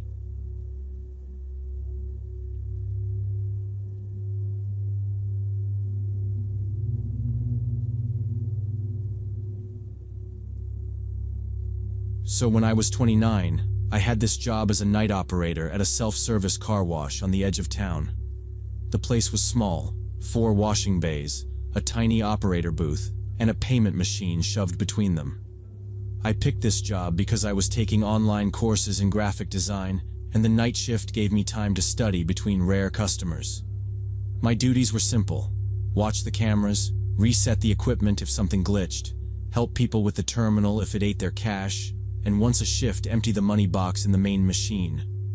My schedule was 11 p.m. to 7 a.m., 4 nights a week, which sounded miserable to most people but worked for me. Most nights were dead. A couple of guys with work vans around midnight, some random insomniac at 3, that was it. I'd sit in the booth with my headphones half on, one ear free so I could hear the lot, messing around with homework and drinking bad coffee from a thermos. The parking lot in front of the car wash was tiny, maybe 6 spaces, and behind it was just an empty lot with patchy gravel and weeds. Past that, a row of dark residential houses. Nothing dramatic, just quiet. The first night I noticed the white van. It was around 2 a.m. on a Wednesday. I remember because I had just finished helping a guy whose card wouldn't run in the terminal. He drove off. I I went back into the booth, sat down, glanced at the monitor, and in the corner of the camera view, I saw headlights swing across the road. A white panel van rolled by slow, then stopped further down, not in our lot, but at the roadside opposite the empty lot. For a second, I figured he might turn in, but he stayed on the shoulder. From where I sat, I could see the van through the booth window if I leaned a bit. Old model, sides dirty, no logo, no windows in the back. Nothing special, just one of those vans every plumber seems to drive. I assumed it was a long-haul guy or some delivery driver who needed a break. People pulled over on that stretch sometimes to nap or check their phones. I watched for a minute. Didn't see anyone get out. Didn't see the doors open. After a while, I stopped paying attention. About half an hour later, I glanced up again and the van was gone. I hadn't heard it leave, which was weird, but the road noises blended together and I was listening to something on my laptop. I only really thought, guess he moved on, and went back to my work. Next night, Thursday, around the same time, it showed up again in the same spot. I first noticed it on the screen, that same shape in the background of the camera image, just barely inside the frame. When I leaned to check out the window, I realized the headlights were off, but it looked like the engine was running. I could see faint exhaust in the cold air drifting under the streetlight. That already seemed odd. Nobody sits on the roadside at 2 in the morning with the engine on and all the lights off for no reason. But I didn't jump straight to worst-case thoughts. I told myself maybe it was someone local who didn't want to go home. Maybe a guy in a bad marriage. Or someone who'd had a fight and just needed a place to cool down. The van was far enough away that I couldn't make out the plates in the dark, and I wasn't going to walk out there alone just to satisfy my curiosity. It stayed there longer this time. Every few minutes I'd find myself looking back at it, both on the monitor and out the glass, watching for a door to open or someone to step out. Nothing. No movement at all that I could see. Eventually, after something like 40 minutes, I looked up and saw empty road again. The van was just gone. I remember thinking it was a little creepy, but then a customer pulled in and I got distracted and the night went back to normal. I had Friday off. I tried to be productive and work on a project, but the sleep schedule I'd built around the night shift was all messed up. By the time I actually had to go back in on Saturday night, my whole body felt out of sync. Still, once I got into the booth and did the usual checks, it felt routine again. I kept glancing toward the roadside more than usual, expecting that white van around too, but the hours passed and nothing appeared. Saturday had more customers than usual, people washing cars after the weekend. I was constantly stepping out to help with change or explain how the foam brush worked. Whenever I sat down again, I'd automatically check the far edge of the cameras. No van. At some point, I told myself I was being weird about it. It was just a vehicle that happened to stop in the same place twice. The rest of the shift went like normal. Around 7 a.m., I collected the cash from the machine, sealed it in the bag, locked up the booth. My car, an old Honda, was parked at the edge of the lot about 30 meters from the booth, close to the exit. It was early dawn, still pretty dark. The streetlights were on but dim. I had my bag over my shoulder and the cash bag in my hand. I walked across the concrete, thinking about getting home and showering, when I suddenly felt this sharp chill down my spine, like something in me just locked up. That feeling when you're being watched. I stopped, turned around and froze. At the far edge of the empty lot, in the shadows, sat the white van. It had probably been there a while, I just hadn't seen it from the booth at that angle. I picked up my pace toward my car, but then heard the sound of an engine starting. The van began moving slowly from the empty lot in my direction. I switched to a jog, then to a run. My keys were in my jacket pocket, and of course they were buried in the corners. I shoved my hand in while I ran, fingers slipping on my phone, receipts, everything except the keys. Behind me, the engine revved louder and the tires squealed. They weren't just leaving, they were coming straight for the lot. I reached my Honda, heart pounding, and yanked my pocket inside out. The keys flew out and hit the ground, bounced under the door a little. For a second, I lost sight of them. I dropped to my knees, grabbing at the concrete, and in that moment, the van shot into the parking lot, way too fast, heading straight at my car. I snatched the keys, almost dropped them again, got the door open and threw myself inside. Out of the corner of my eye, I saw the van brake hard and slide sideways, stopping a few meters in front of me, blocking the exit. The side door started to slide open. The door hadn't even finished opening when I saw two men inside in dark hoodies. One was already stepping out. I turned the key with shaking hands. The engine clicked once, then again. On the third try, it coughed and started. I slammed the car into reverse. The Honda jerked back just as the first guy reached my door. I heard the handle rattle and felt the door jerk, but the car was already rolling. I didn't try to squeeze through the exit. I aimed for the strip of grass and broken asphalt on the side, bounced over the curb, and swung around the back of the van onto the road. I drove toward the nearest 24-hour supermarket. I grabbed my phone, hit emergency, put it on speaker, and told the dispatcher I was the night operator at the car wash, that a white van had tried to block me in, and two men had jumped out. She asked if they were following me. I kept checking my mirrors. The road behind me stayed empty. She told me to park somewhere busy with cameras and wait in the car until officers arrived. I pulled into the supermarket lot and parked by the entrance under the camera dome. I waited there in the driver's seat, watching the road. After about 10 minutes, a patrol car stopped near me. One officer came to my window while the other watched the road. I cracked the glass and went through everything again. I gave them the only description I had. Older white van, maybe a Ford, dirty sides, no windows in the back, two men in dark hoodies. I admitted I hadn't seen their faces and couldn't read the plates. Officers drove back to the car wash, but the van was gone and nothing to see. They checked the door and asked about cameras. When I said there were no cameras outside, only old ones in the booth, they opened a case but said it would be hard without plates. I quit the week after my boss called it an incident and refused cameras or security. I never found out who those men were or what they wanted. I tell myself it was about the cash in the machine, but the way they boxed me in and rushed my door makes me think it might have been something worse.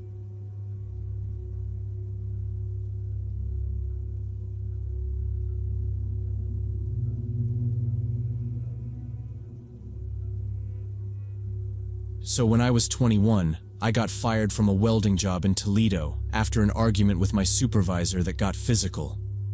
I didn't throw the first punch, but I definitely threw the last one. And either way, the result was the same. Packed my tools, walked out the gate with my final paycheck, and stood on the highway with my thumb out. I was too proud and too angry to call my parents in Cleveland and ask for a ride. I didn't want to explain that I'd screwed up again.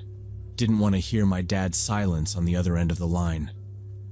I told myself hitchhiking would just be a temporary thing, one ride to the next bus station. But I knew I was really just avoiding that phone call.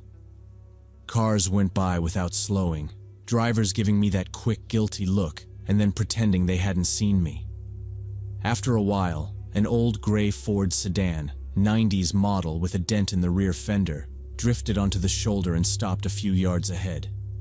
Driver's window came down halfway. The guy behind the wheel was maybe mid-40s, work jacket, baseball cap, dark circles under his eyes. He asked where I was headed. I said Cleveland. He nodded like that worked for him and told me to get in. Inside, the car smelled like coffee and cigarettes. There were fast food cups on the floor and a thermos wedged between the seats. For the first half hour, we didn't talk much. He had country music on the radio, low, and I watched the industrial mess around Toledo thin out into farmland. Every so often, I could feel him glance over. But that's normal when you pick someone up off the side of the road, so I let it slide. Then he started in with the small talk, where I was coming from, what I did for work, if I had family in Cleveland.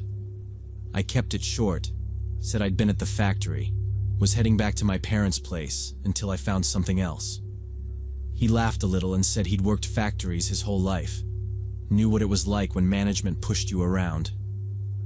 They think you're a dog, he said, whistle and you jump. He sounded more bitter than joking, but I agreed anyway. It was weirdly comforting that he seemed to be on my side. He told me about a plant closing, how they'd cut hours before the shutdown so severance would be less. I found myself relaxing, even admitting I'd just gotten fired after a fight with a supervisor. About an hour in, he took an exit off the main highway onto a 2-lane back road. The change caught my attention. I asked if this was still the way toward Cleveland, and he said it was a shortcut, avoids traffic, gets there faster. His tone was casual, and I'd hitchhiked before, knew people liked their own routes, so I didn't push it. The back road was narrow, fields on both sides, occasional farmhouse way off in the distance. No billboards, no signs for anything bigger than some tiny town I'd never heard of. Once we were on that road, he started talking more, like getting away from the highway loosened him up. He told me about his ex-wife who left him 3 years ago and took their daughter. His voice changed when he talked about her, went tight, hands tightening on the wheel until I could see his knuckles pale. I nodded and said I was sorry, because what else do you say to that? And he kept going. Lawyers, child support, how she wouldn't even answer his calls now. It felt less like conversation and more like he was unloading. Then he asked me something that made everything in me lock up.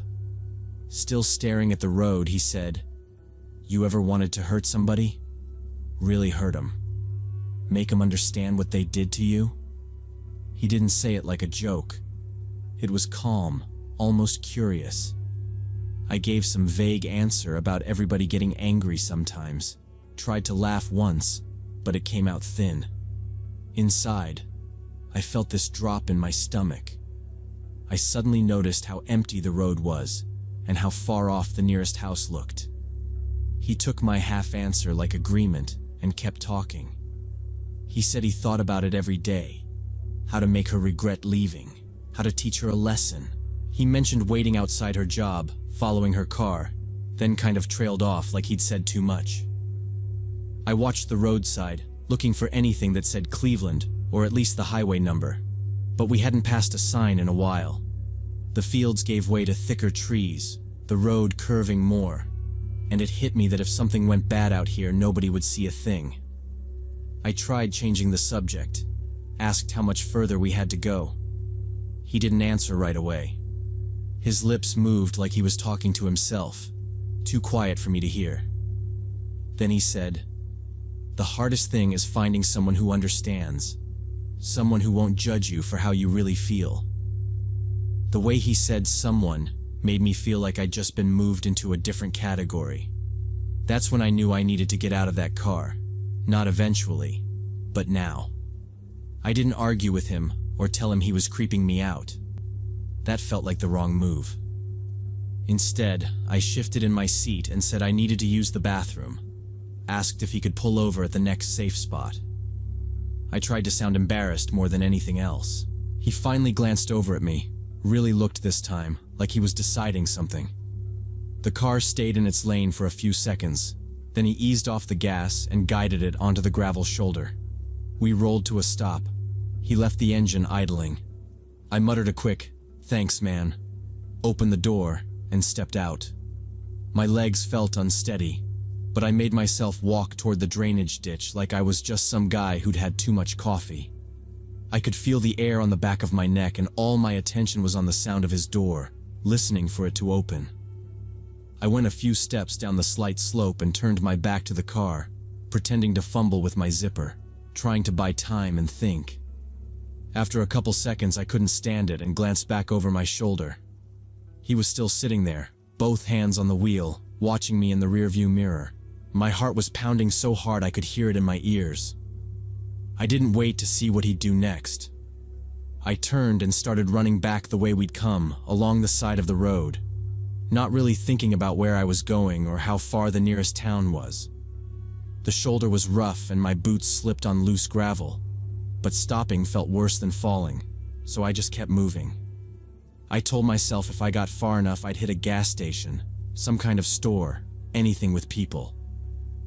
After a few minutes my chest hurt, and I heard an engine behind me, low and steady. I turned and saw the gray Ford creeping along about 50 yards back, matching my pace. He wasn't honking or yelling, just following like he had all the time in the world to see what I'd do. That calm, slow speed scared me more than if he'd just floored it at me. There were no cars coming either direction, no houses close enough to sprint to. I pulled my phone out while I jogged and saw no signal, just empty bars. I shoved it back in my pocket and tried not to show how tired I was. Like if he saw me start to limp, it might push him into doing something. Up ahead, through a break in the trees, I saw a field and a barn in the distance, the first sign of anything but trees and road. I cut down into the ditch, climbed up the other side, and left the road completely, heading straight across the field toward the barn, hoping there'd be people nearby, someone who could help. Behind me, I heard the Ford roll to a stop on the shoulder.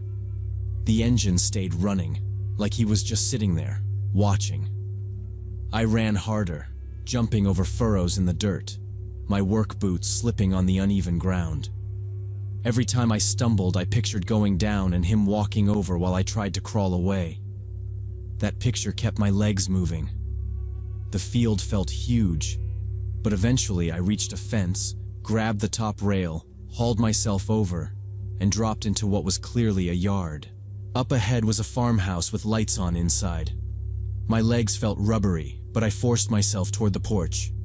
When I risked a look back, I saw the Ford still on the road, engine idling, headlights pointed down the shoulder. I ran up the steps and hammered on the front door with the side of my fist, again and again, until it opened, and an older woman stood there, looking more cautious than scared. I was bent over, gasping, trying to get words out, telling her a man in a gray car had picked me up hitchhiking and then followed me when I ran. She didn't argue or treat me like I was crazy. She stepped back and told me to come in. A man's voice from down the hall asked what was going on, and her husband, an older guy in work clothes, came out. She repeated what I'd said, calmer, and he didn't waste time. He went to a cabinet, grabbed a shotgun, and walked past me out to the porch. I stood in their front room trying to slow my breathing, listening to the screen door creak and slap shut. The woman hovered near me, asking my name, where I was headed, if I was hurt. I just kept asking if the car was still there. She glanced toward the front window but didn't go to it, like that was his job. After a minute, he called back that the gray Ford was still sitting on the road. Another long minute went by, and then he said it was moving. I edged close enough to see through the window and caught it rolling away, slow at first, then a little faster, until it disappeared around a curve and the sound faded. The woman picked up the phone and called the sheriff, gave their address, repeated my story in simple pieces. When she hung up, she said a deputy was on his way, but it might take a while, and told me to sit at the kitchen table. Time dragged, but eventually a patrol car pulled into the driveway, and a deputy came inside.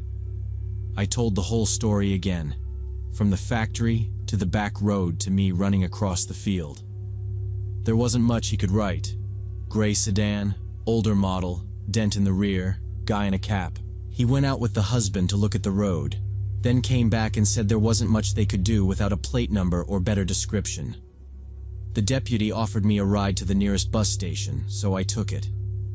On the way, he kept glancing over and finally said, "You're lucky you ran when you did. We've had calls about suspicious vehicles on that back road before, but never caught anybody."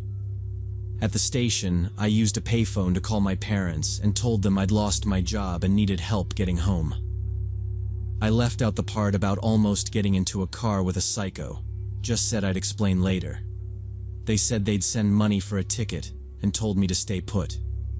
So I sat there in a plastic chair with my backpack by my feet, watching every car that passed outside the big front window, half expecting to see that gray Ford again. And I kept thinking about how all of it started because I was too proud to ask for a ride, and how close I might have come to never making it home if I'd stayed in that car.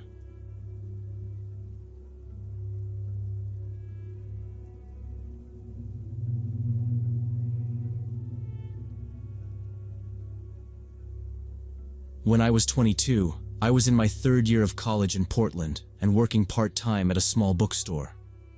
Everything felt unstable then. My parents had divorced the year before after an affair, and I was stuck trying to stay neutral. I'd answer late-night calls from my mom, then early morning texts from my dad, trying not to take sides while they badmouthed each other. Money was tight, so I grabbed extra shifts whenever I could, and still lay awake doing math with my rent and tuition. Right around then, Laura got hired at the shop, starting the same week I did, and our schedules lined up almost perfectly. We were both 22, both stressed about school, and we started talking while we straightened shelves and complained about customers. A few weeks later, we were grabbing cheap takeout after closing, sitting in my car for an hour because neither of us wanted to go home. At first, Laura honestly felt like the friend I'd been missing, the one person who didn't act bored when I talked about my family. Instead of saying, "Wow, that sucks," she'd ask follow-up questions and remember details, like which aunt was siding with who that week. She'd show up with a coffee and say she could tell I hadn't slept, or text to check I got home safe after closing. Looking back now at 28, I can see how fast it all moved. But at the time, it just felt like finally having backup. If I said I was overwhelmed, she'd reply right away telling me to call any time, that sleep was overrated and friends came first. She'd stay late to help me restock, even when the manager told her she could clock out, shrugging that she hated being alone in her apartment anyway. Once she joked that we were work wives now and asked if I was ever going to leave her for some random guy. I laughed, said she was stuck with me, and didn't think much about how serious she sounded under the joke. Over the next few months, little things started to feel off, mostly around how quickly she could get hurt or offended. If I didn't answer her within an hour, I'd unlock my phone after class to 3 or 4 messages asking if I was mad at her. Once during a midterm, I left my phone in my bag and came back to a long text about how she clearly cared more than I did. She apologized later, blamed her anxiety, and I accepted it because honestly, everyone I knew was anxious, and I didn't want to lose her. Around 6 months in, my manager promoted me to senior sales associate, which meant a tiny raise and more responsibility. I told Laura on our break, expecting her to freak out with me, but she just gave this stiff little smile and said I was good at getting management to like me. She added that she didn't have that talent, then changed the subject, and for a while every nice thing my boss did for me came with a side comment from her. If the manager asked me to handle a display, Laura would mutter that of course her favorite got the job, half laughing like she wanted it to sound harmless. When I started seeing a guy from my study group, Mark, she met him twice and immediately decided there was something wrong with him. She'd roll her eyes when I mentioned him, say he gave her weird vibes, or that I was finally getting my life together and now tying myself to some mediocre dude. If I spent a weekend studying at his place, she'd text that I was forgetting who had been there when everything at home fell apart. I tried to be fair, splitting my time, inviting her to group hangouts. But slowly I started feeling guilty that anything in my life was going even slightly right. That winter, Laura mentioned a closed Facebook support group and urged me to join there anonymously. I dumped the divorce and money stress there, and soon supportive listener wrote long, careful replies analyzing feelings, suggesting ways to cope with situations. We started messaging privately on Facebook after one of my longer posts in the group. Supportive listeners said they had also gone through their parents' divorce and understood my pain. They wrote that they felt a special connection with me and were glad they could finally help someone who deserved it. It sounded intense, but I was touched. Over the next 4 months, we talked almost every day. I sent long messages between classes and during slow hours at the bookstore, telling them things I had not told anyone else about my family, money problems, and constant stress back then too. I even started talking about Mark, my boyfriend from class, telling every small argument and insecurity. Supportive listener always took my side, writing long replies about how I was strong and smart and deserved better from everyone around me. While that was happening, things with Laura at work were getting strange. She stopped waiting for me after shifts and barely looked up from her phone when I came in. Twice she forgot to pass along schedule changes from our manager, so I showed up wrong and looked unreliable in front of customers and coworkers. It started bothering me every single shift. In April, for my birthday, I decided to have a small thing at my apartment and invited a few classmates, Mark and Laura. It felt wrong not to include her. She showed up with a bottle of wine, hugged me, joked with Mark, and acted totally normal, so I started to relax. Later, when most people had left, I went to my room to grab my phone and saw Laura at my desk, my laptop open in front of her. She jumped, slammed the lid shut, and said she had only been trying to put music on through my Spotify. The next day, I could not stop thinking about it, so I checked my browser history and saw my Facebook login page and profile in the recent tabs from late that night. I kept my password saved on that laptop. Realizing someone had opened my account made me feel sick, but other people had been in my room, so I just changed the password and tried to move on. About a week later, I got a new message from supportive listeners saying they knew my real name, where I studied, where I worked, and that it was not a coincidence either. The message said I needed them, that they had spent much time supporting me, and now I had to trust them completely. Reading it back, I realized my anonymous account never listed my real name, school, or job. The only place those details matched was my Facebook. I took screenshots and sent them to Mark. When he called, he said it sounded like stalking and that the way they praised me as the strong one was exactly how Laura talked. I blocked and reported the account and then went to my manager, campus security, and the police to file reports. After the reports, nothing dramatic happened. Laura kept acting distant at work, and a few weeks later she quit by email and stopped showing up. Around the same time, the supportive listener account vanished from the group. I never got proof it was her, but at 28 I still think about how neatly the pieces fit together and how easily she had access to my life. It changed how I use the internet and how I pick friends. Now I notice when someone tries to isolate me, and I take that feeling seriously instead of calling it paranoia these days.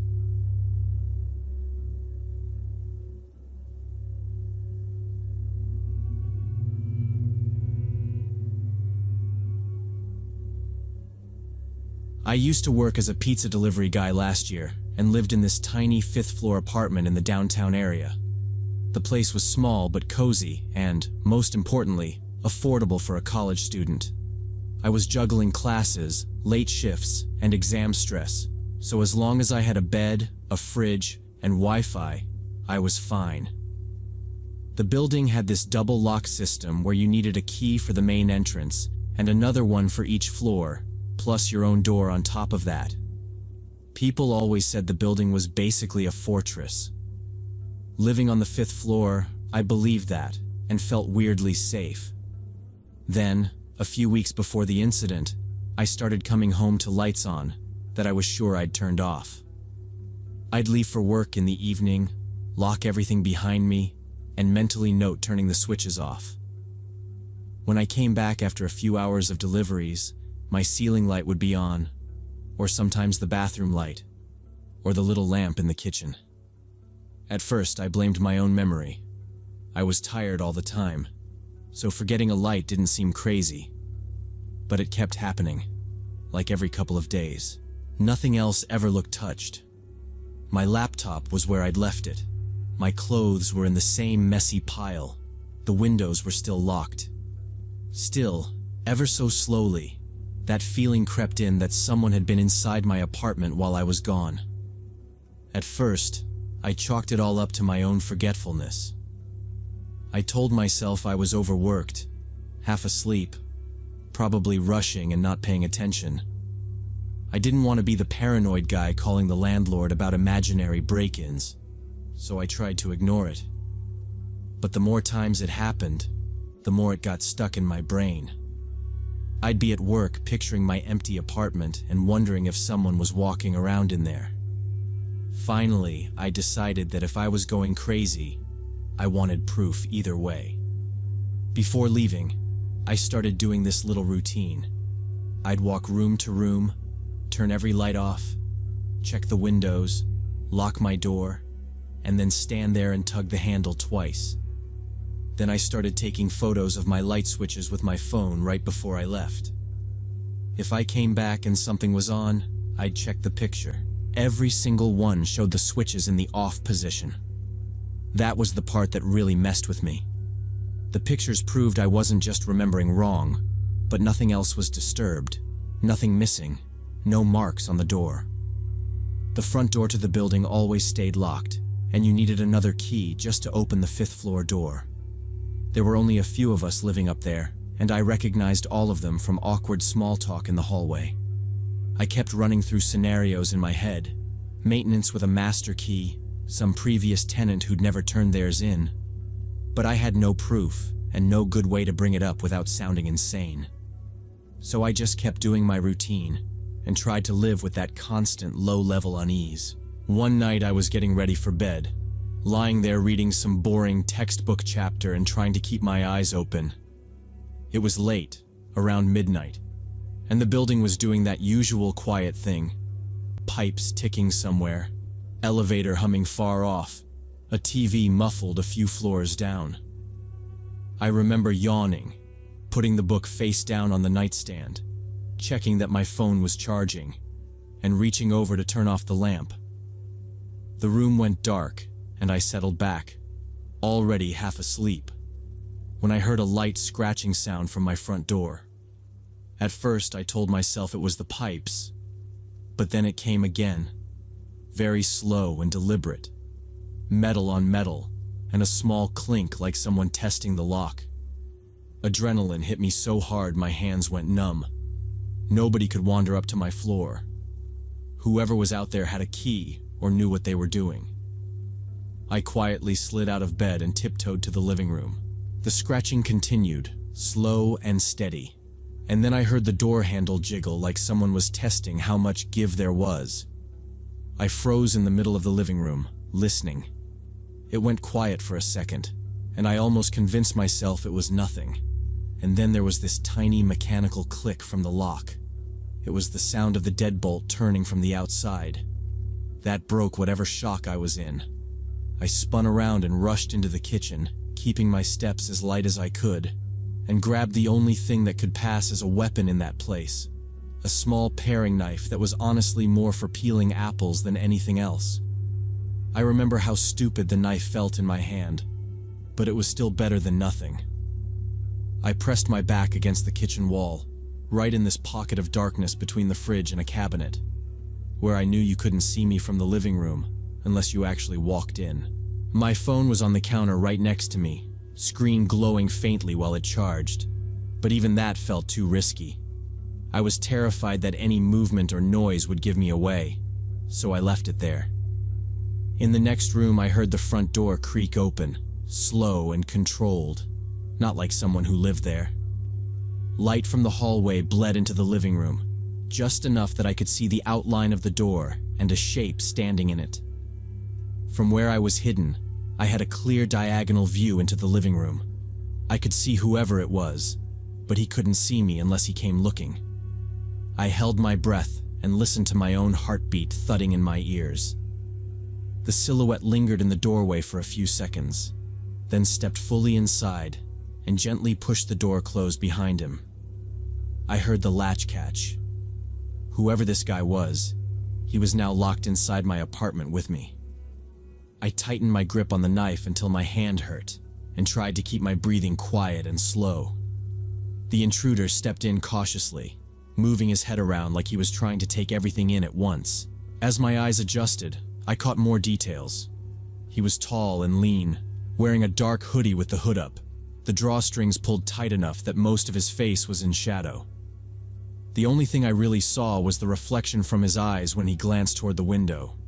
On his feet were old tennis shoes with the soles worn down. They barely made a sound on the floor. He didn't say a word. He just started going through my stuff like he'd done it before. I watched him open my desk drawer, shuffle through my notebooks, move a few envelopes around, then close it without taking anything. He checked the little TV stand, looked under it, opened the small cabinet I used as a pantry, and pushed aside some boxes. His movements were fast but controlled, like he knew exactly what he was doing, but didn't want to waste time. Every time he turned his back toward the kitchen, I thought about rushing him, but I kept stopping myself. If I missed, or if that dull knife did nothing, I'd be alone in a locked apartment with a guy who was bigger and probably stronger than me. He kept circling the room, stepping closer to the kitchen entrance each time, like he was slowly working his way around the apartment.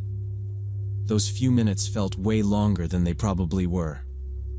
I remember silently begging him to just grab something and leave so I could go to the police with a regular burglary instead of whatever this was turning into. At one point he paused near my bedroom door, looked in, then came back toward the kitchen. Eventually the man crossed the threshold into the kitchen where I was hiding, just a few feet away from me. He still hadn't noticed me in the dark corner. To my horror, he casually reached out and flicked on the light switch with the back of his knuckles. The kitchen lit up in an instant. For a split second, we just stared at each other. His eyes went wide, mine probably did too, and then everything happened at once. He jerked back in surprise, and I lunged forward on instinct, driving the little knife toward his upper body. The blade hit his left shoulder. I felt resistance, like trying to push into tough rubber, and for a second I honestly didn't know if I'd done anything at all. Then he let out this short, raw shout and grabbed at the wound with his hand. He swung at me with his other arm, a wild punch aimed at my head. I ducked, feeling the air move over me, and nearly lost my grip on the knife. I straightened up and lifted my arm again, ready to stab if he came closer, but he didn't. Instead, he spun around and bolted out of the kitchen.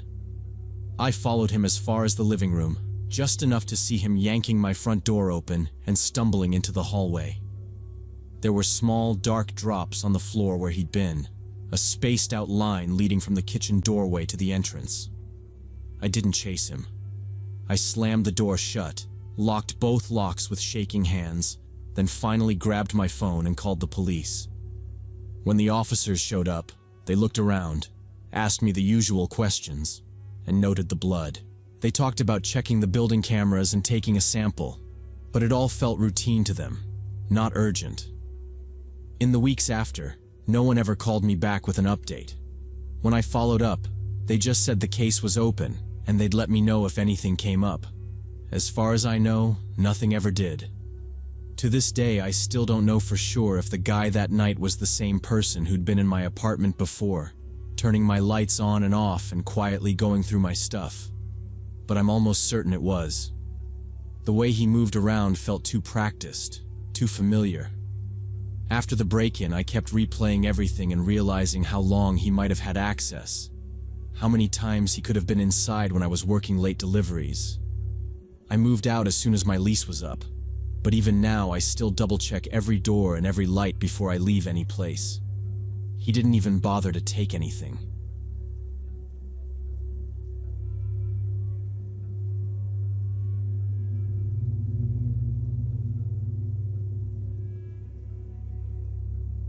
Three years ago, I broke up with my girlfriend after a 2-year relationship.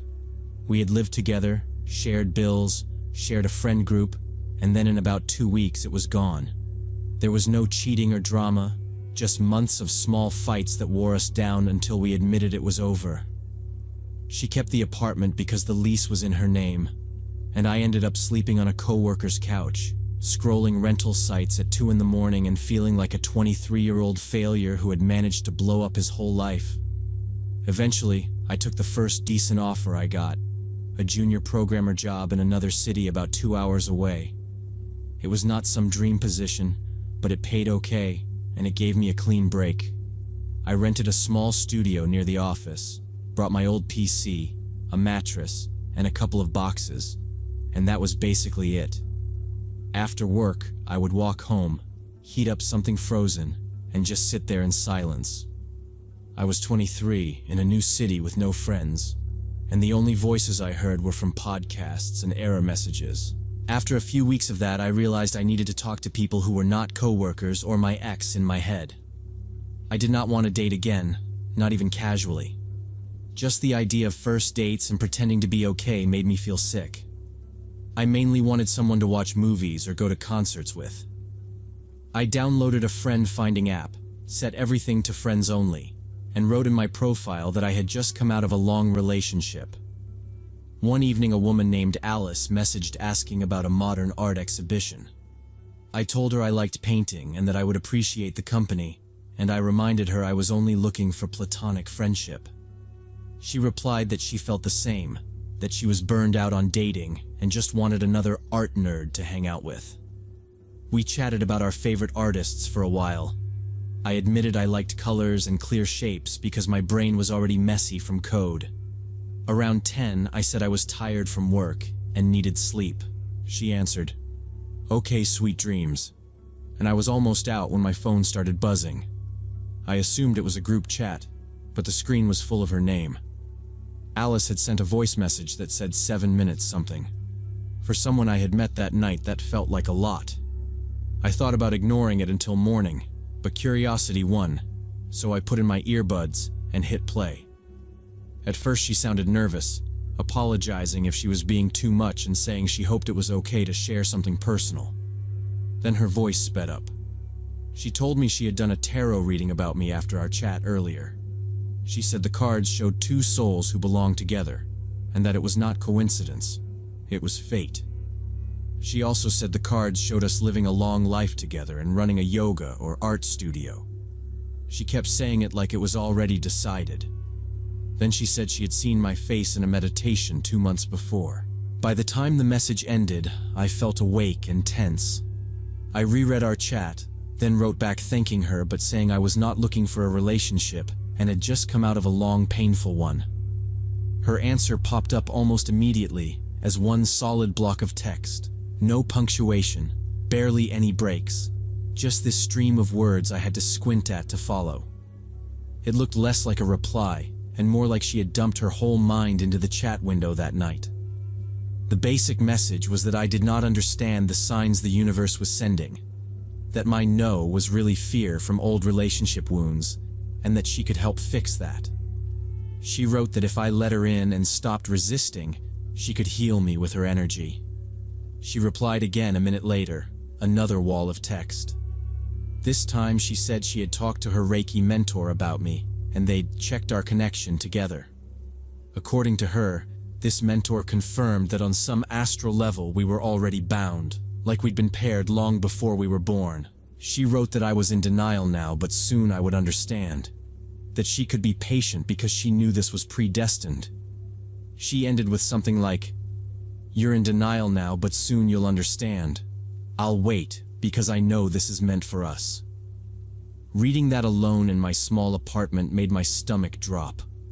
I stared at the messages for a while, typed a few half-replies, then just blocked her on the app, turned my phone face down, and tried to convince myself it was over. Sleep that night was awful. Every time a car door slammed outside or my laptop chimed, I jolted awake thinking it was her on another platform. I kept replaying parts of the voice message in my head, the way she went from timid to completely sure we were meant. Around 3 in the morning, I checked the door lock again, hovered over the option to delete the app entirely, then told myself I was being dramatic and that blocking her was enough. In the morning, before work, I opened LinkedIn on my computer without really thinking. I had 2 new notifications. One was a recruiter, the other was a connection request from Alice, with my full name and the company I worked for right there. She'd also sent messages. "Why did you block me? We need to talk about this. It's not a coincidence you moved to this exact city." My chest went cold when I read that. I realized she'd found me just from my name and the basic job info on my Meetup profile. I didn't answer her at all. I blocked her on LinkedIn, closed the tab, then sat there staring at the office wall for a few minutes, thinking about what else she could dig up. Meetup had my first name, job title, and city. LinkedIn had my face and work history. No address or phone, but it still felt like way too much in the hands of someone who thought the universe had mailed her my soul.